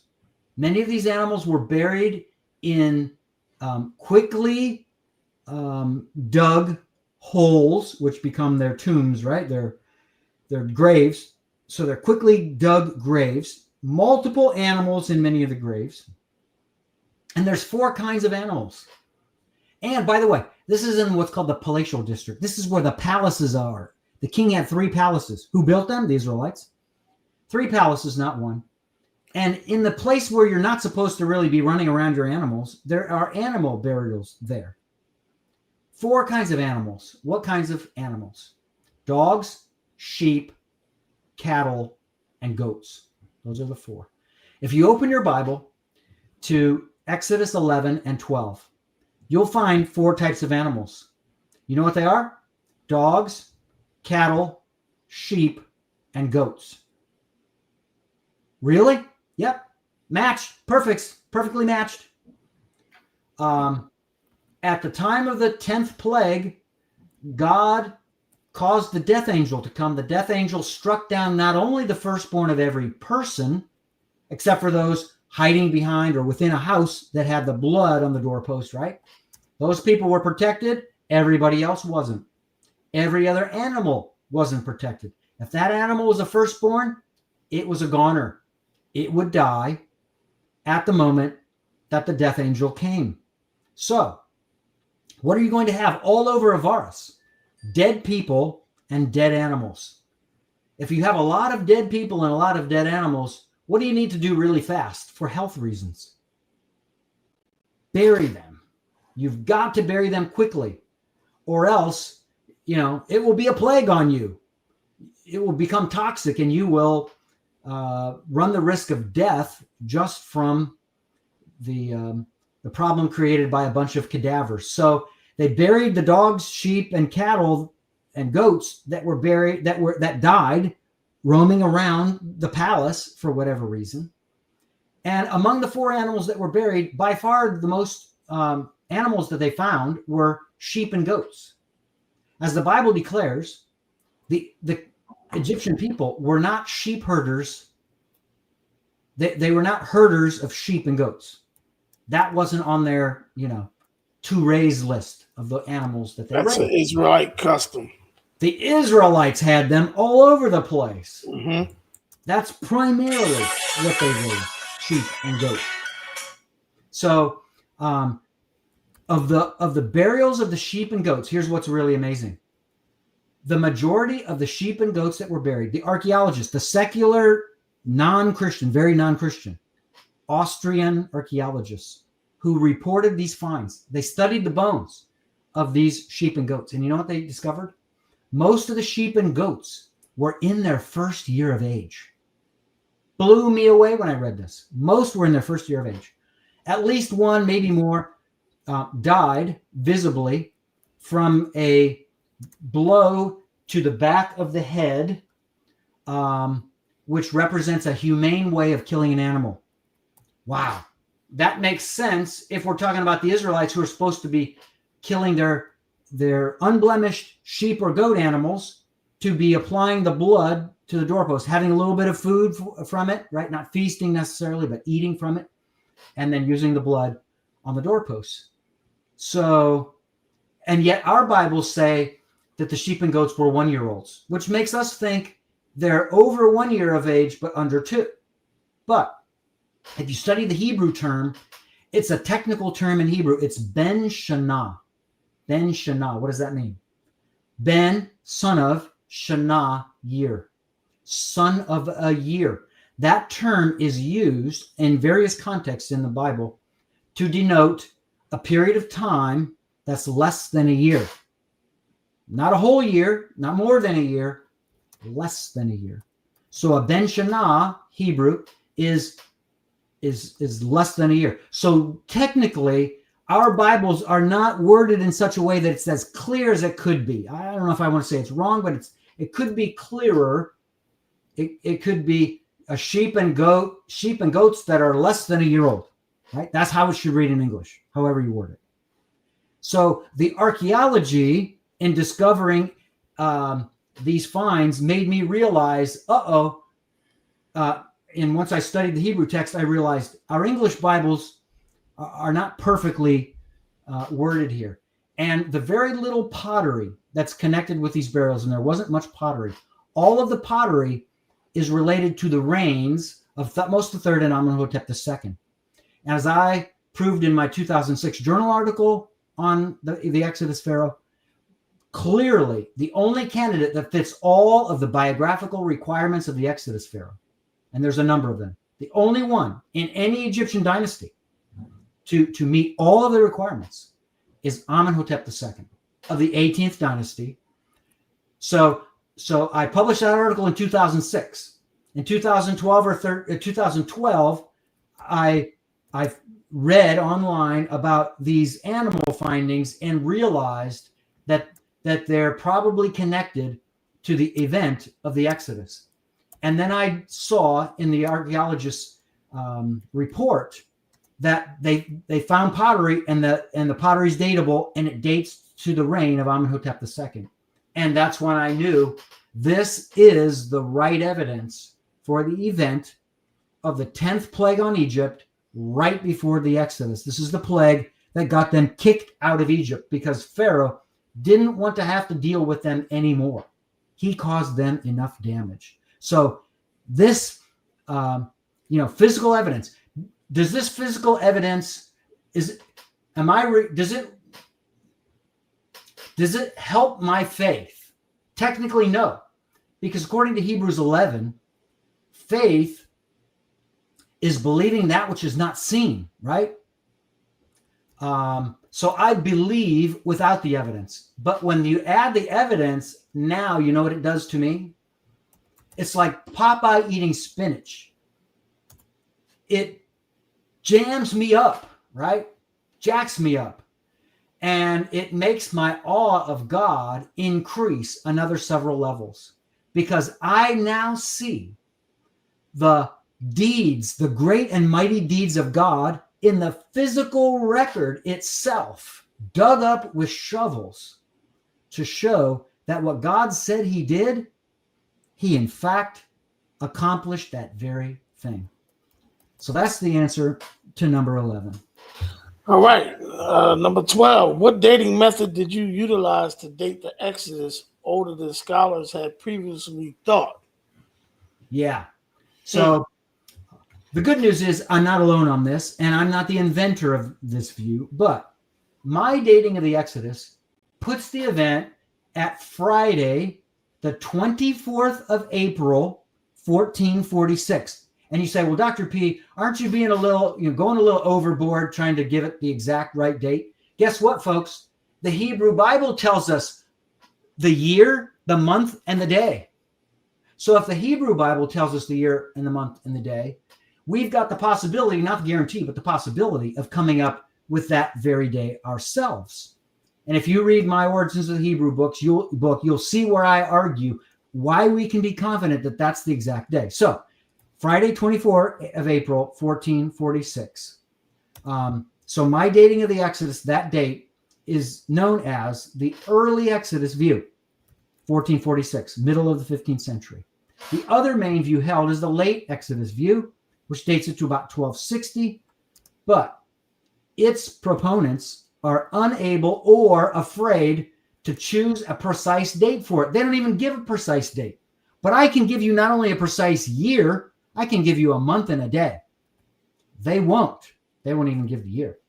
Actually, not only did I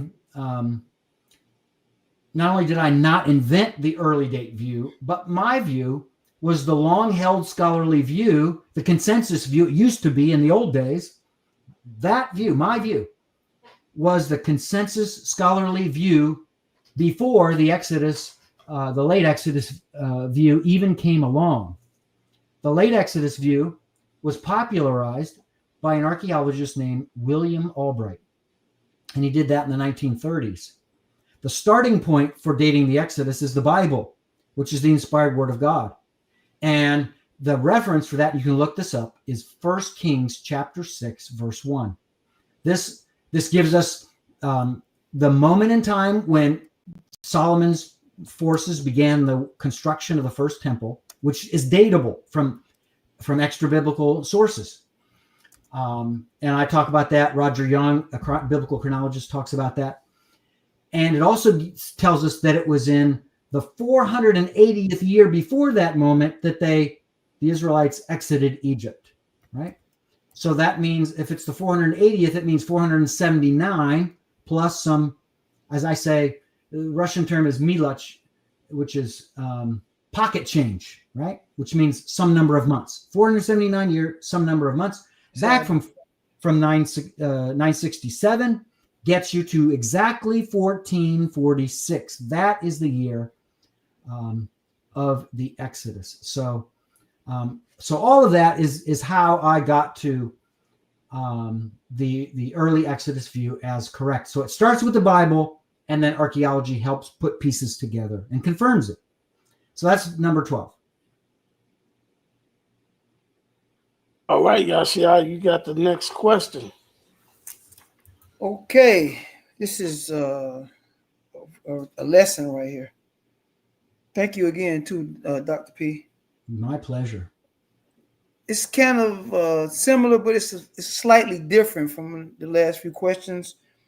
What dating method leads you to the conclusion that Amenhotep II was the pharaoh, not Ramses II, Good. when Israel left Egypt? Right. And again, this is the difference between 15th century and 13th century BC. So with 1446 BC as the proper date of the Exodus, that's the view that I hold. What remains is to date Egyptian chronology. So first you settle the question with the Bible. You get the right year for sure. And then in my case, I think I was successfully able to get the right month and day. And then you go to the Egyptian history and you study Egyptian chronology, and you see if you can find the right time period that matches the middle of the 15th century BC. So I did that. Again, I record all the details in my book. And then I was able, and only then, to synchronize the two together correctly. So you do this as a foundational thing. You don't look and find something, that's out in the evidence and say, well, that sounds like something in the Bible. Maybe they connect. That's not how you do it. You do the hard work first. You dig. It's like building a house or a building. You don't dig up, or you don't build up first. You dig down first. You make the foundation. Foundation is the chronology of Israel, the chronology of Egypt. Match them together correctly, and then see if there are things that match that it's the right time period. Because if it's the wrong time period, you're putting a square peg into a round hole. It just doesn't work. So the astronomical evidence, that means evidence from astronomy. The ancient Egyptians were astronomers like the Mesopotamian people were, the Babylonians and others. So from astronomical evidence from Egyptian manuscripts, that leads to the city of Memphis as the correct city for the point of observation when the Egyptian priests were seeing something, recognizing something, and recording it, some event. In this case, what's called the rising of the Sothic star. The Sothic star has an occasional enough rising in the sky that it's so far apart that it can be used for dating large periods of time, right? So there was a Sothic star rising that allowed us to be able to date the Egyptian 18th dynasty in numbers that fit on the absolute timeline, what we're used to, 100 BC, 200 BC, 300 BC, all that. So that connects us between the ancient Egyptian, what's called relative dating things according to things of their world, with the absolute dating of the timeline. So according to the high chronology view, based on a point of observation of the priests looking at the rising of the Sothic star from Memphis, right? And the papyrus that this was written on, it's called the Ebers Papyrus. It effectively dates the reign of Amenhotep I of the 18th dynasty to 1541 BC, right? And that's a certain year in his reign, and that allows you to go back to the first year of his reign is 1550 BC. And if you know how long he ruled, you then can pick the date or find the date that his rule ended based on 1550 BC. So his reign comes before Amenhotep II, and there's several in between, some Thutmose kings in between. So you start with Amenhotep I, you go to those other kings, you go to Amenhotep II, and now you're able to come up with 1453 for the first year of the reign of Amenhotep II. Then his father, Thutmose III, dies in 1450 as a very old man. And then from 1450 on, Amenhotep II is the sole ruler. His dad's gone. He's ruling all by himself. And it's just several years later that 1447 comes along, and Moses shows up and begins showing him these miracles and saying God wants to let the Israelites go and worship him in the desert. And all of the conflict between the two happens from there. So this then gives us an Israelite exodus that occurred in Amenhotep II's reign, since he ruled for over 37 years and had to be on Egypt's throne at the time of the Exodus in 1446 BC. What dynasty was that? How I arrived there. What dynasty was that? Was that the 18th? 18th dynasty. Okay. Again, all the details, and I know that was hard to grasp all those things I said, but all the details, blow by blow, are in my second book, Origins of the Hebrews. Yeah, we got it. Yep. And for number 14, I'm going to need the slideshow. Okay. All right. So the 14th question is, what other sources besides the Brooklyn Papyrus do you have to confirm there were Hebrew slaves in the Egyptian mines? Okay, good. And so I'll start with an inscription that we already looked at and just quickly remind you, this is that inscription that has the miner's tool here, right? That's a tool.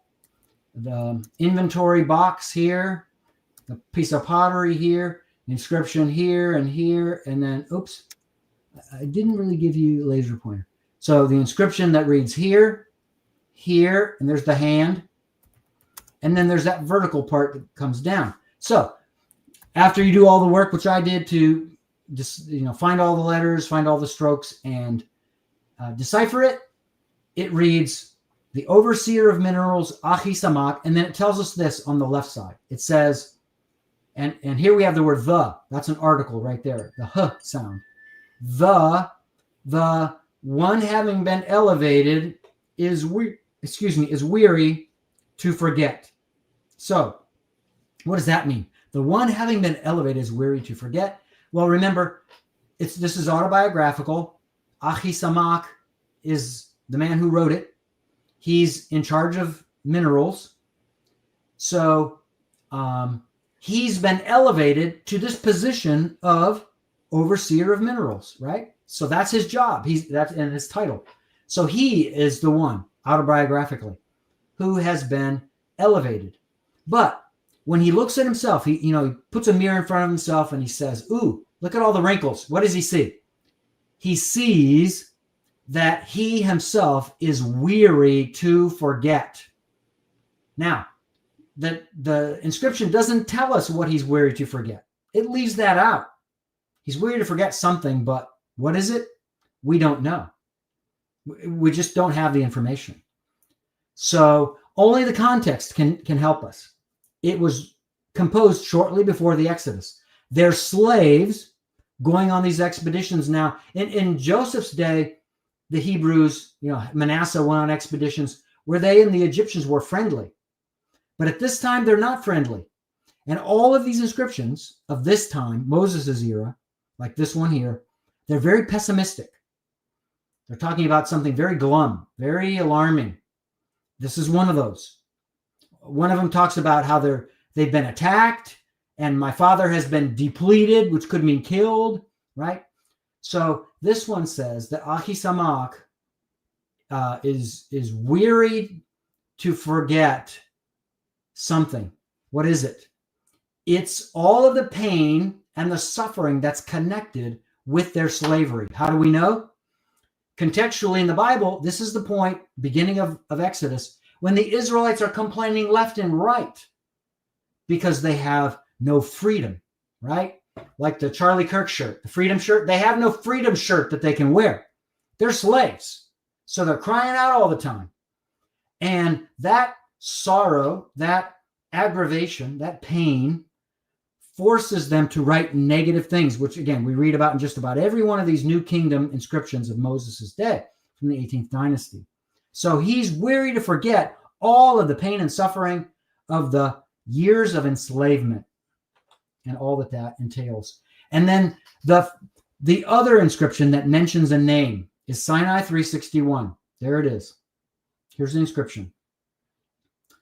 Beautiful black and white inscription. You can see that it's vertical. First column, second column, third column, fourth column. So after all the work is done, there it is. And here's the meaning. And again, this is describing, in fact, this time, I think this is the period between 1447 and 1446 when the plagues were going on. And it reads like this, starting from here, first column, second column, third column, fourth column. Our bound servitude had lingered. What does that mean? It's looking at all of the people. It's saying we're bound, right? This is like Paul in imprisonment in Rome, chains on him. We're bound servants. Our bound servitude had lingered. What does that mean? It means it perpetuated. It went on and on and on and on. It started in 1560 BC. We're now in 1447 BC. That's a long time. That's 13 years or something like that. Very long, lots of lingering. And then we come to this word, Moshe. Moshe. Moshe. Moshe. There's only one person in the Bible named Moses, named Moshe. That's wow. Moses then provoked astonishment. Provoked astonishment. For the record, for the audience, Dr. P, this is an outside source, right? This is an Egyptian source, correct? Yes, this is what we call an extra biblical artifact or inscription. Extra biblical. Totally not. I hope y'all hear that, audience. I hope y'all hear that. Yep. Found by, treasure seekers or whoever in the Sinai desert. So then it goes on. Moshe then provoked astonishment. And then Shanat, and that's from the word Shana meaning year, but in construct form, Shanat is the year of, so it means it is a year of astonishment because of the lady. And that's it's literally Baalat. That's the female version of Baal. So the Israelites here are giving credit. They're assigning blame to, they're assigning credit. Yeah, they're assigning credit to a female deity, the female Baalat, who's known in Egypt as Hathor, who's known in Canaan as Ashereth, who's known in Mesopotamia as Ishtar, who's known in the northern Levant as Ashtarta or Ashtoreth, right? So all of those names, it's the same goddess. And she's depicted sometimes with the iconography that reflects an animal, and it's the animal that is a cow. So when the Israelites are worshiping the calf of a cow, when Aaron, the people convince Aaron to craft for them a god to worship, what do they make? The calf of a cow. Why a cow? Because here, the Israelites are worshiping cows. There it is, right there, in clear inscriptional form, in written form. Baalat, the cow goddess. They're giving her credit for what? What are they giving her credit for? This is terrible, folks. This is terrible. They're giving her credit for something great. Moses provoked astonishment, right? He provoked astonishment. When did he provoke astonishment? In 1 year. The year between 1447 and 1446. When God called him to perform great miracles in the court of the king. That's when. And not only did it just happen once, look what it says.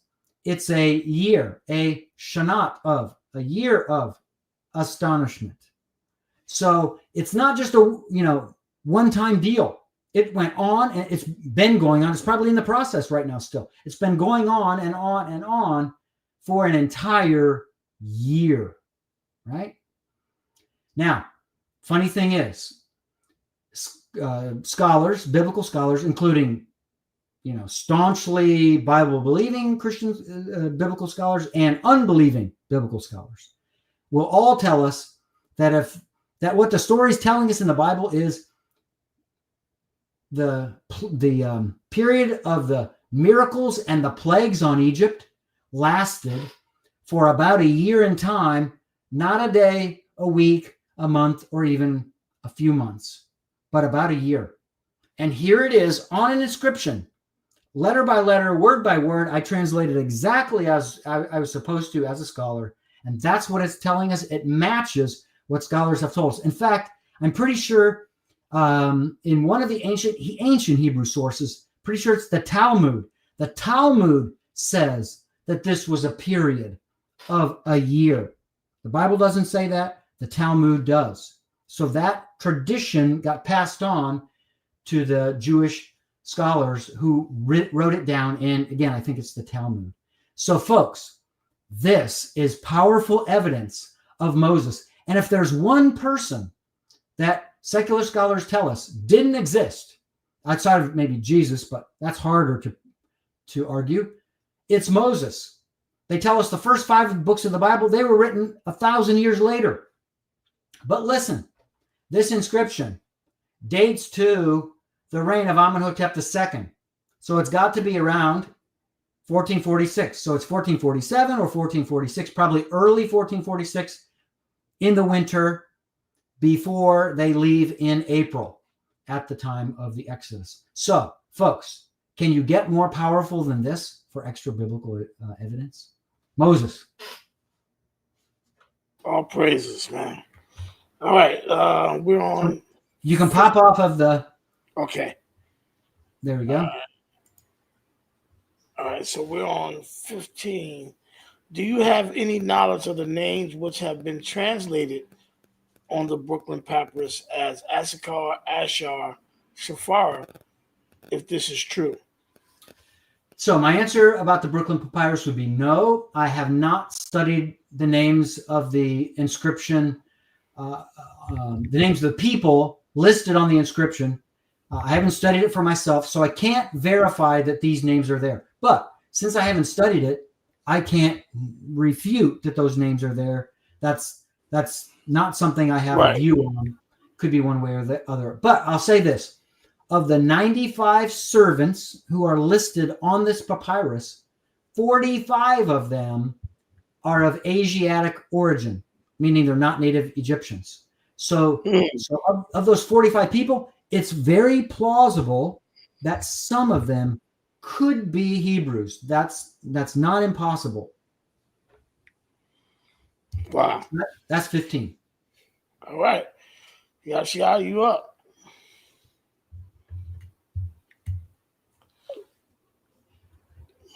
You're on 16.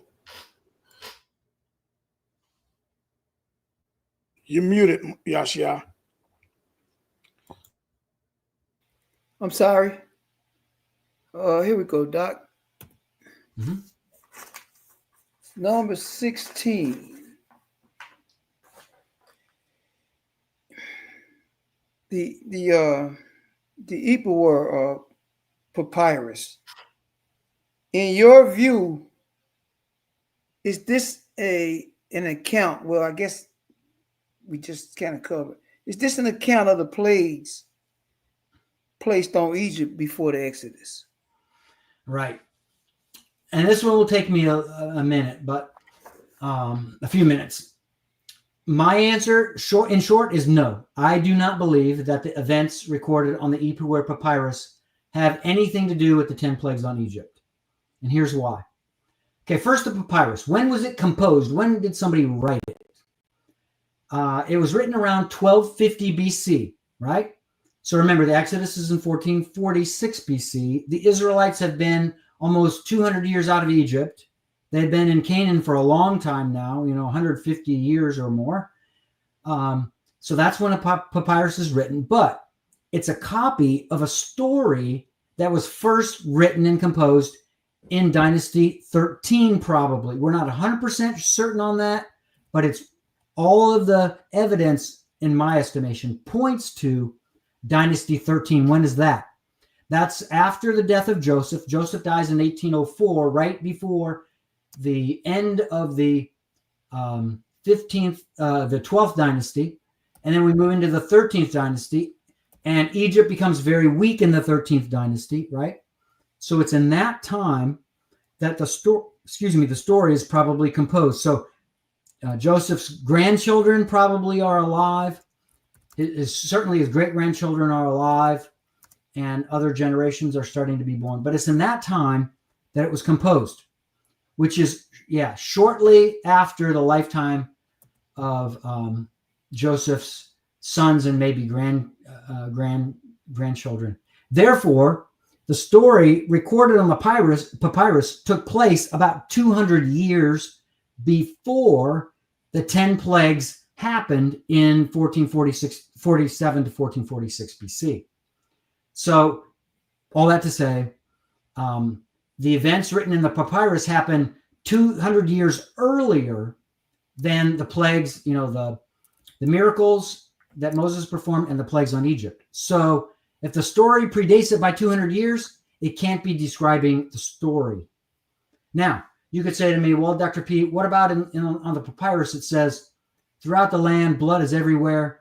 Even the river is blood.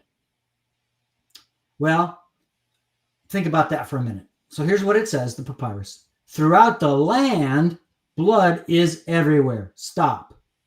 Throughout the land, blood is everywhere. So there's blood being shed on the land. Next thought.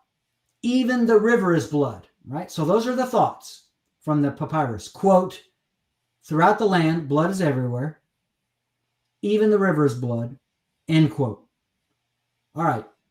This clearly contradicts the biblical narrative because the Bible states only that the water, quote, the water that was in the Nile turned to blood, end quote. That's Exodus 7:20. What does it say again? That the water that was in the Nile turned to blood. So the Bible says nothing about the land being full of blood. So there is no exact parallel account here. The papyrus undoubtedly is referring to blood from battles or murder or assaults or all of the above and other things, which were true of the second intermediate period. So Dynasty 13 is the second intermediate period. That's a period of disarray. There's no centralized authority. When there's a centralized authority and the king is the lord of the two lands, it means he controls Upper and Lower Egypt. There's going to be justice. There's going to be policing. There's going to be order. There's going to be retribution if evil is committed. But in the 13th dynasty, that was taken away. There was chaos. There were multiple dynasties competing with each other and drawing a lot of blood from each other. So what makes sense for a literal blood being throughout the land, what makes sense is a period of, civil unrest and bloodshed because of major events going on. So that suggests to us the period of, late 13th dynasty, as it's going into the period of the Hyksos being here. So you have the 15th dynasty, the 14th dynasty, if there was a 16th and the 16th dynasty. So all of these dynasties are competing for power because there's no centralized authority. Then there's a friend of mine, a colleague and friend named Titus Kennedy, good guy. He wrote an article about this, and he suggested maybe it's okay if we connected, the events on the Ipuwer papyrus with the 10 plagues. Well, here's the problem. Titus Kennedy is his name. So Titus speaks about the mention of a word Keftiu, the Keftiu people on the papyrus. Who are the Keftiu? They're Cretans. Who are the Cretans? People living on the island of Crete. Crete, look it up on a map. Look up a map of the Mediterranean. It's an island controlled by Greece. So Cretan people by boat made their way to Egypt, and they're mentioned on the Ipuwer papyrus. So Tyrus Kennedy says, well, we don't have any record of the Keftiu people in Egypt until the early 18th dynasty. Okay, so that would be 1560 or a little bit after. 1560 BC, a little bit after. So that would fit perfectly if you have an Exodus in 1446, and he holds that view, the early Exodus. But Titus is wrong. Okay, Egyptology is not his wheelhouse. Keftiu people are mentioned as early as Sesostris the First. That's the 12th dynasty. That's before Jacob arrives in Egypt. That's the 20th century BC, the 1900s BC. So it's possible. So we can't look at the papyrus and say, well, the papyrus has material on it that can't be dated until, it can't be dated any earlier than, 1560 BC. No, that's not true, because Keftiu are mentioned centuries earlier. Titus, as a second argument, he said there's a preposition, rechet. So the preposition rechet, he says, only shows up in the New Kingdom, which starts in 1560. That's 18th dynasty. Well, once again, Titus is wrong. The preposition appears for the first time in the Old Kingdom. When is that? That's before not only the New Kingdom, but before the Middle Kingdom. That's going back to the 3rd millennium BC. So once again, Titus is wrong. We're not held to going back in time only to 1560 BC for when events or people on the papyrus can be dated. Then third, there's another group of people called the Magi. And he says, well, the Magi, they don't show up until the New Kingdom. Again, 1560 BC. Once again, Titus is wrong. The Magi are mentioned all the way back in the Old Kingdom, 3rd millennium BC. So every example he gives historically to try to look at evidence on the papyrus to tell us, well, this evidence only goes back so far. So it fits, the narrative that maybe this is connected. These events are connected to the event of the 10 plagues. No, all of the evidence he's citing goes back earlier than that, including this second intermediate period in the late 1700s BC or early 1600s BC. And that fits the papyrus perfectly. And so the story probably goes back to then. So for these and other reasons, I'm convinced that the Ipuwer papyrus cannot be connected to the biblical event of the 10 plagues, that the events described on it happened earlier, and they don't match up. They don't align one-on-one with the plagues that we read about in the Bible. So that's number 16. Number 17, as we have two left, number 17 is the last one where we need the... Okay. All right, and that's have you personally researched the two Lachish inscriptions inscribed between the Exodus and Joshua's conquest of Canaan? Okay, so not only do we have lots of inscriptions that are Hebrew inscriptions in Egypt and Sinai that date to the 18th dynasty, the New Kingdom in Egypt, in harmony with an Exodus of 1446 BC, but we have Hebrew inscriptions that were written after that, when the Israelites have left Egypt. Two of them, two powerful ones, are these. The Lachish ivory comb, which only came out a few years ago. It's a very, very recent inscription. I published an article on this. You can download it for free from my academia.edu webpage. All you do is Google academia.edu. Yep. And then space, my name, Douglas Petrovich, enter. You do that, and it will come up, my academia.edu webpage. And then you get on there, and you can download the whole article that I've published on here. It's a peer-reviewed journal article that I wrote on it. So it's an inscription that reads, there's a letter. So it reads horizontally, and it stops. There's no second letter at the top, possibly because of the strange smoothed markings here. But it picks up here, continues this way, and then starts back here and continues this way. And now all of that filled in is this. Here's what it reads. You stay unclean until it, and the it there, it doesn't give you the noun, but it's referring to hair. Hair by using the comb. So you as a person, you stay physically unclean until your hair is separated by a comb into an orderly arrangement each day and is spread apart. So this is not a profound inscription. It's very simple, but look, see the combs here? This was a literal comb. They took a piece of ivory and made a comb out of it. The Egyptians probably made it, so it's an ivory comb, but it's inscribed in a form of Hebrew that I think can be datable. So it can't be dated by itself. It wasn't found with things that are datable. There's no date written on it. But the way the letters are written, right?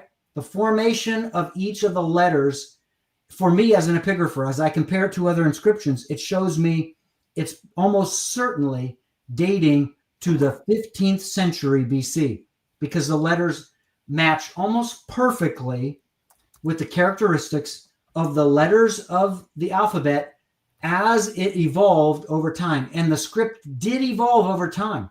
It became less and less pictographic, less and less looking like pictures, and more abstract. What is that showing, right? Like our letters in our alphabet. We look at those letters. What do they mean? The letters don't mean anything. They only mean something when they're with other letters, and together you can read the sound that all of those letters make. So, but probably then what happened is this comb probably, and I'm speculating here, but I think it's as close as we can get.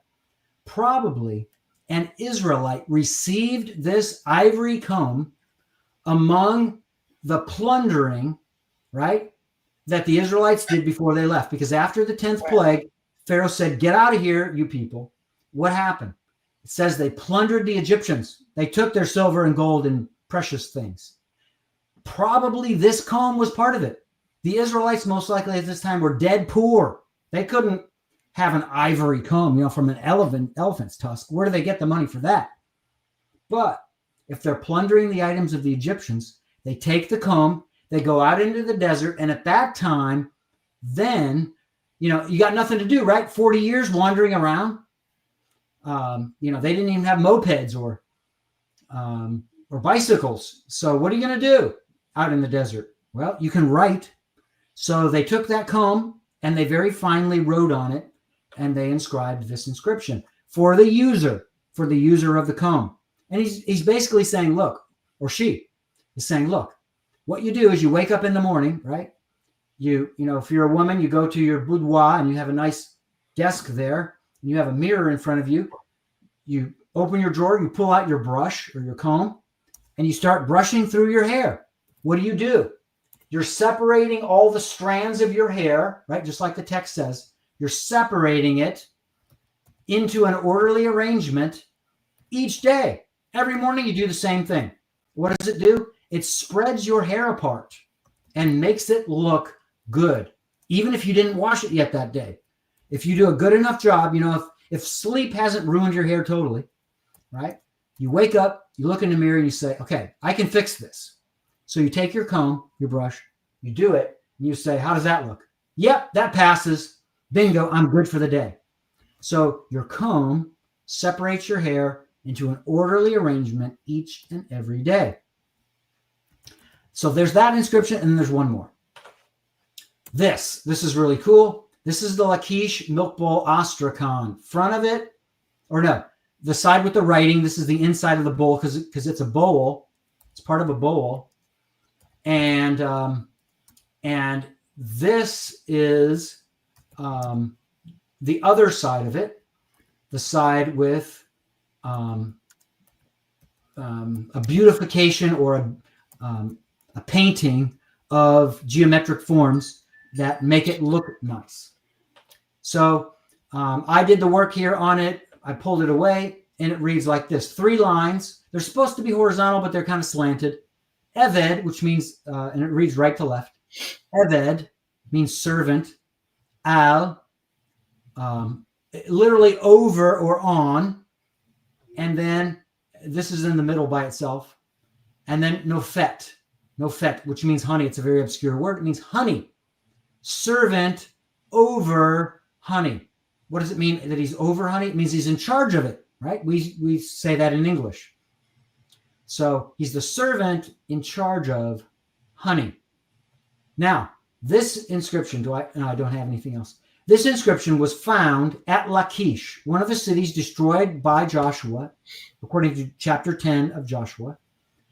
And it was in the destruction debris at the end of what's called the Late Bronze Age 1B, near the end of the Late Bronze Age 1B, which is the very time of Joshua's destruction of Lachish.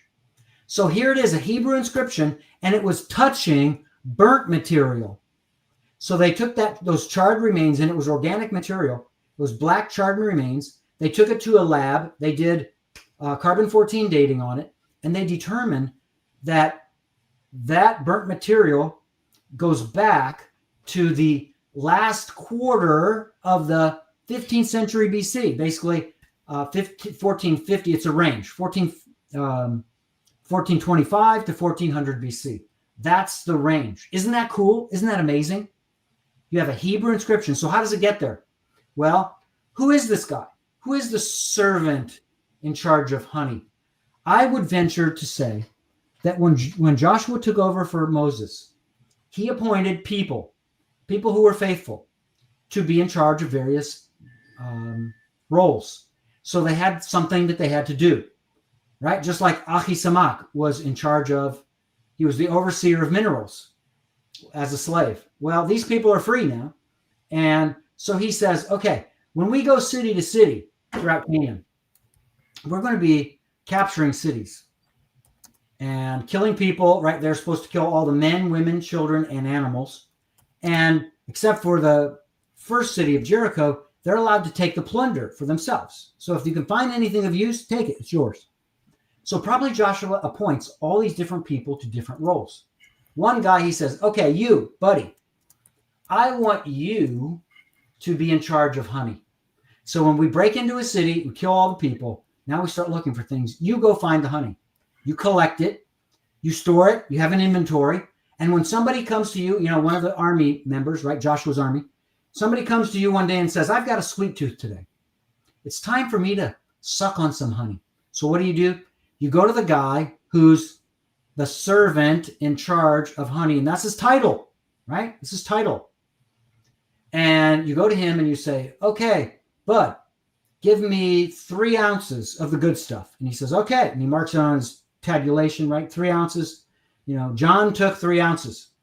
And then you take your 3 ounces and you over the course of a week, you go through it all and you really enjoy that sweet honey. So that's probably the role the person has. Now, it was found right inside the wall where there was a house that was being used by the people, a big house that was being used inside there. So it was right inside of there, and there was a breach in the wall. How do you get a breach in the wall? Well, the people who overtake the city may come through a wall. They may burrow through the stone of the wall if they can do it and reach you, right? And get to you through that breach. Well, guess what? That probably represents the place in the wall, one of the places where Israelites went through to go after the people in the city of Lachish to kill them off.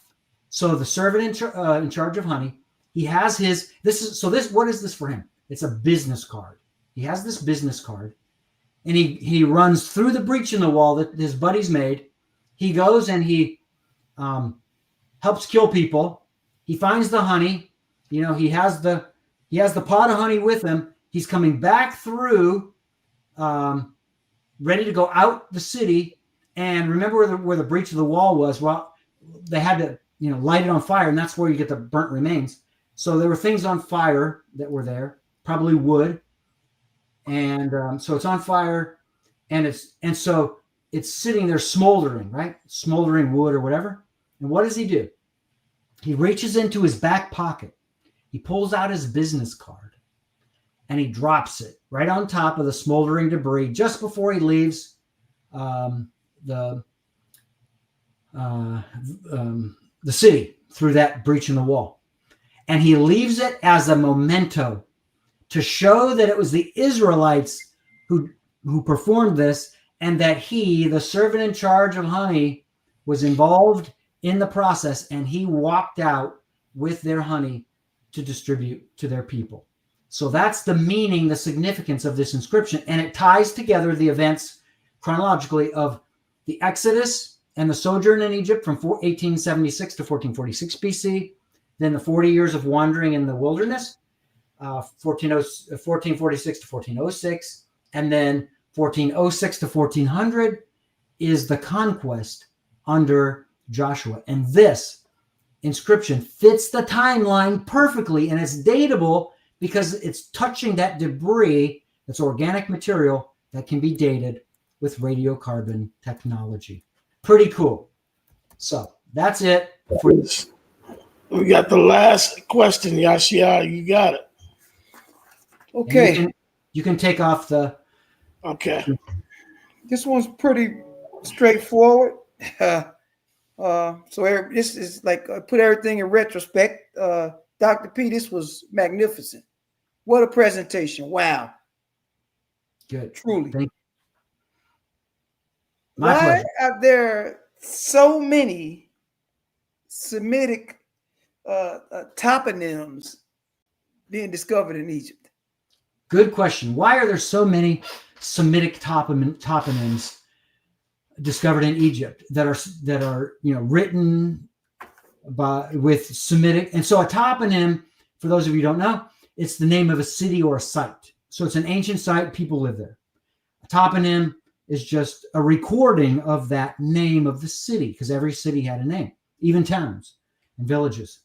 So the reason so many Semitic toponyms have been discovered in Egypt is that the nation was the home of many Asiatic and Semitic people throughout the second and the first millennium BC. So from 2000 and 1000 and after 1000 BC, in all of those centuries, there were lots of Asiatic people coming and going, because remember, Egypt is the land bridge between Africa and Asia. So people are coming in all the time. And the reason for this is that Egypt was the gateway for anyone traveling into Africa from Asia. So there was no other land route. This is the only way through.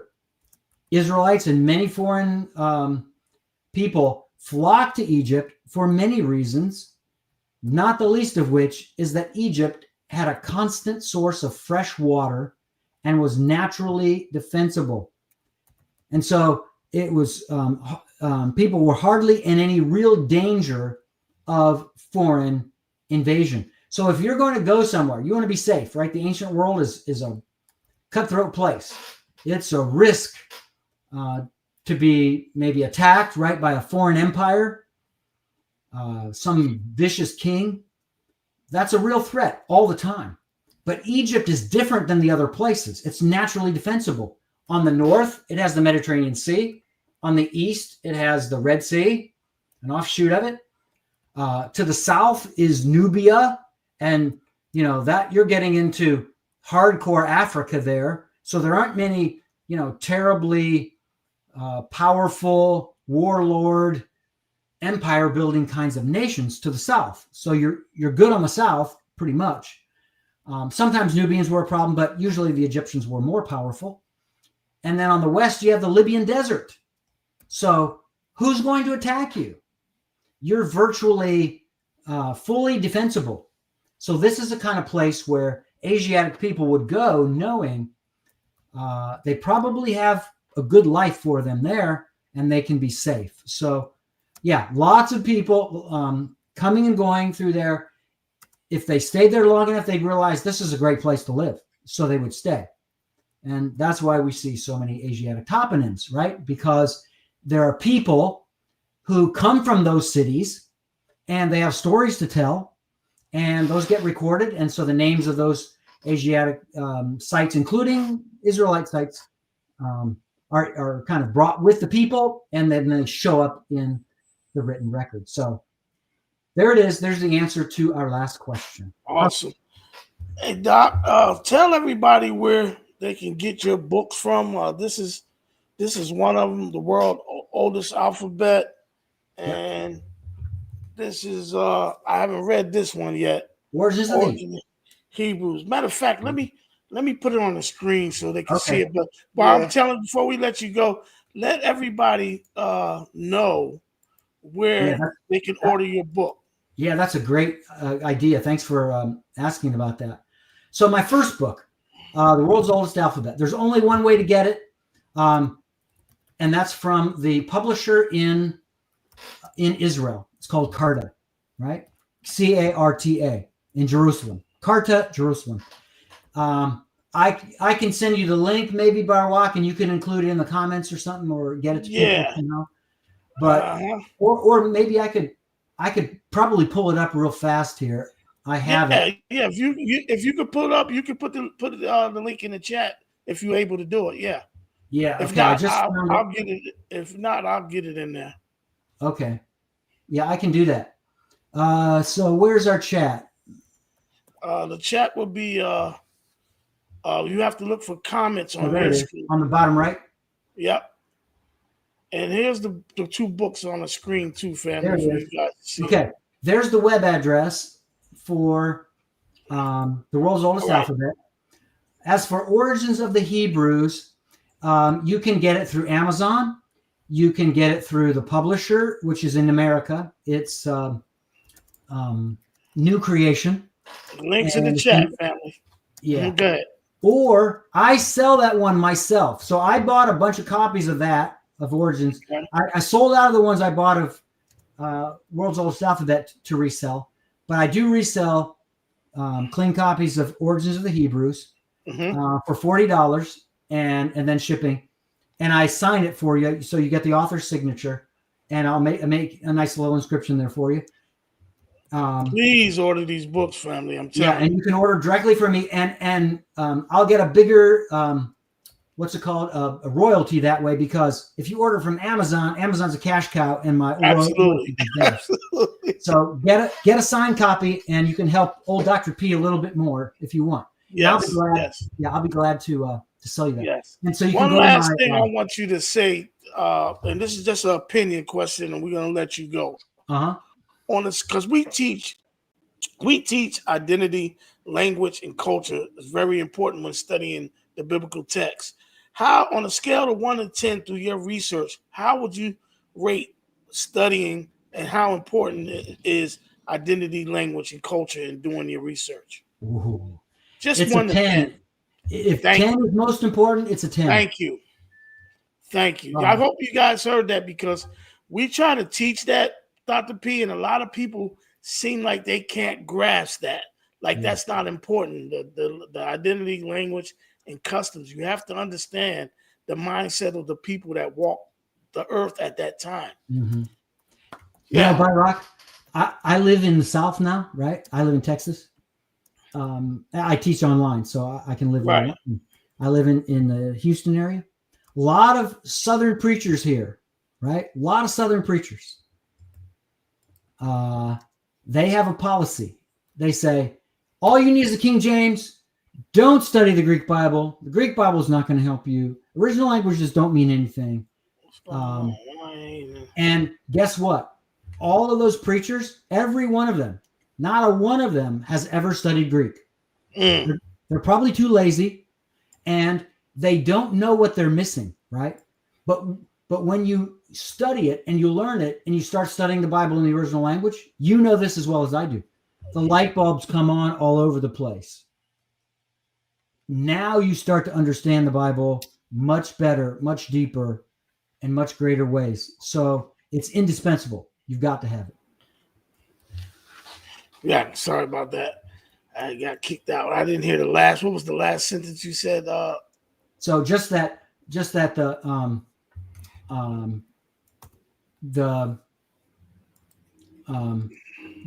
people who've studied Greek or Hebrew, Right. they Right. know the value of it. It's Right. only the people who haven't studied it that say there's no value in it. All right, awesome, man. Awesome job. Y'all see how you got anything else before we let him go? That's I last second. concur 1,000% with what he just said. Yeah. 1,000%. Definitely again, everybody.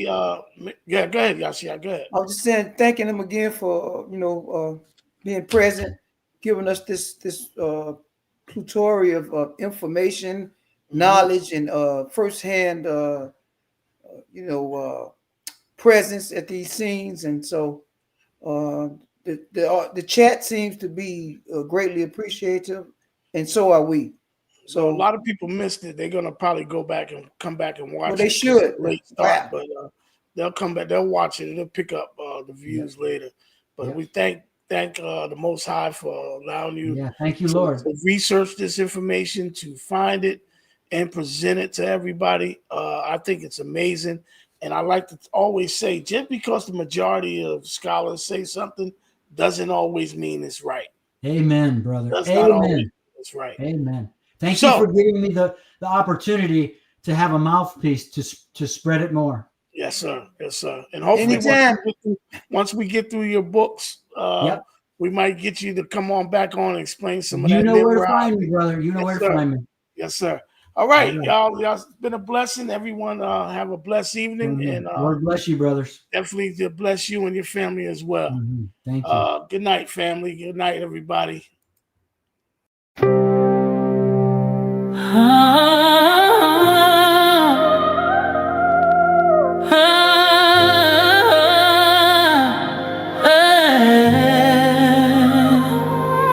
The wind hums low through the cedar grove. Elder voices rise, ancient tales unfold. Stone paths whisper where their feet have tread. Truth stands tall where the doubters fled. Bear witness to the truth we hold. Through the ages, through the fire, through the stories told. Bear witness, the light won't fade.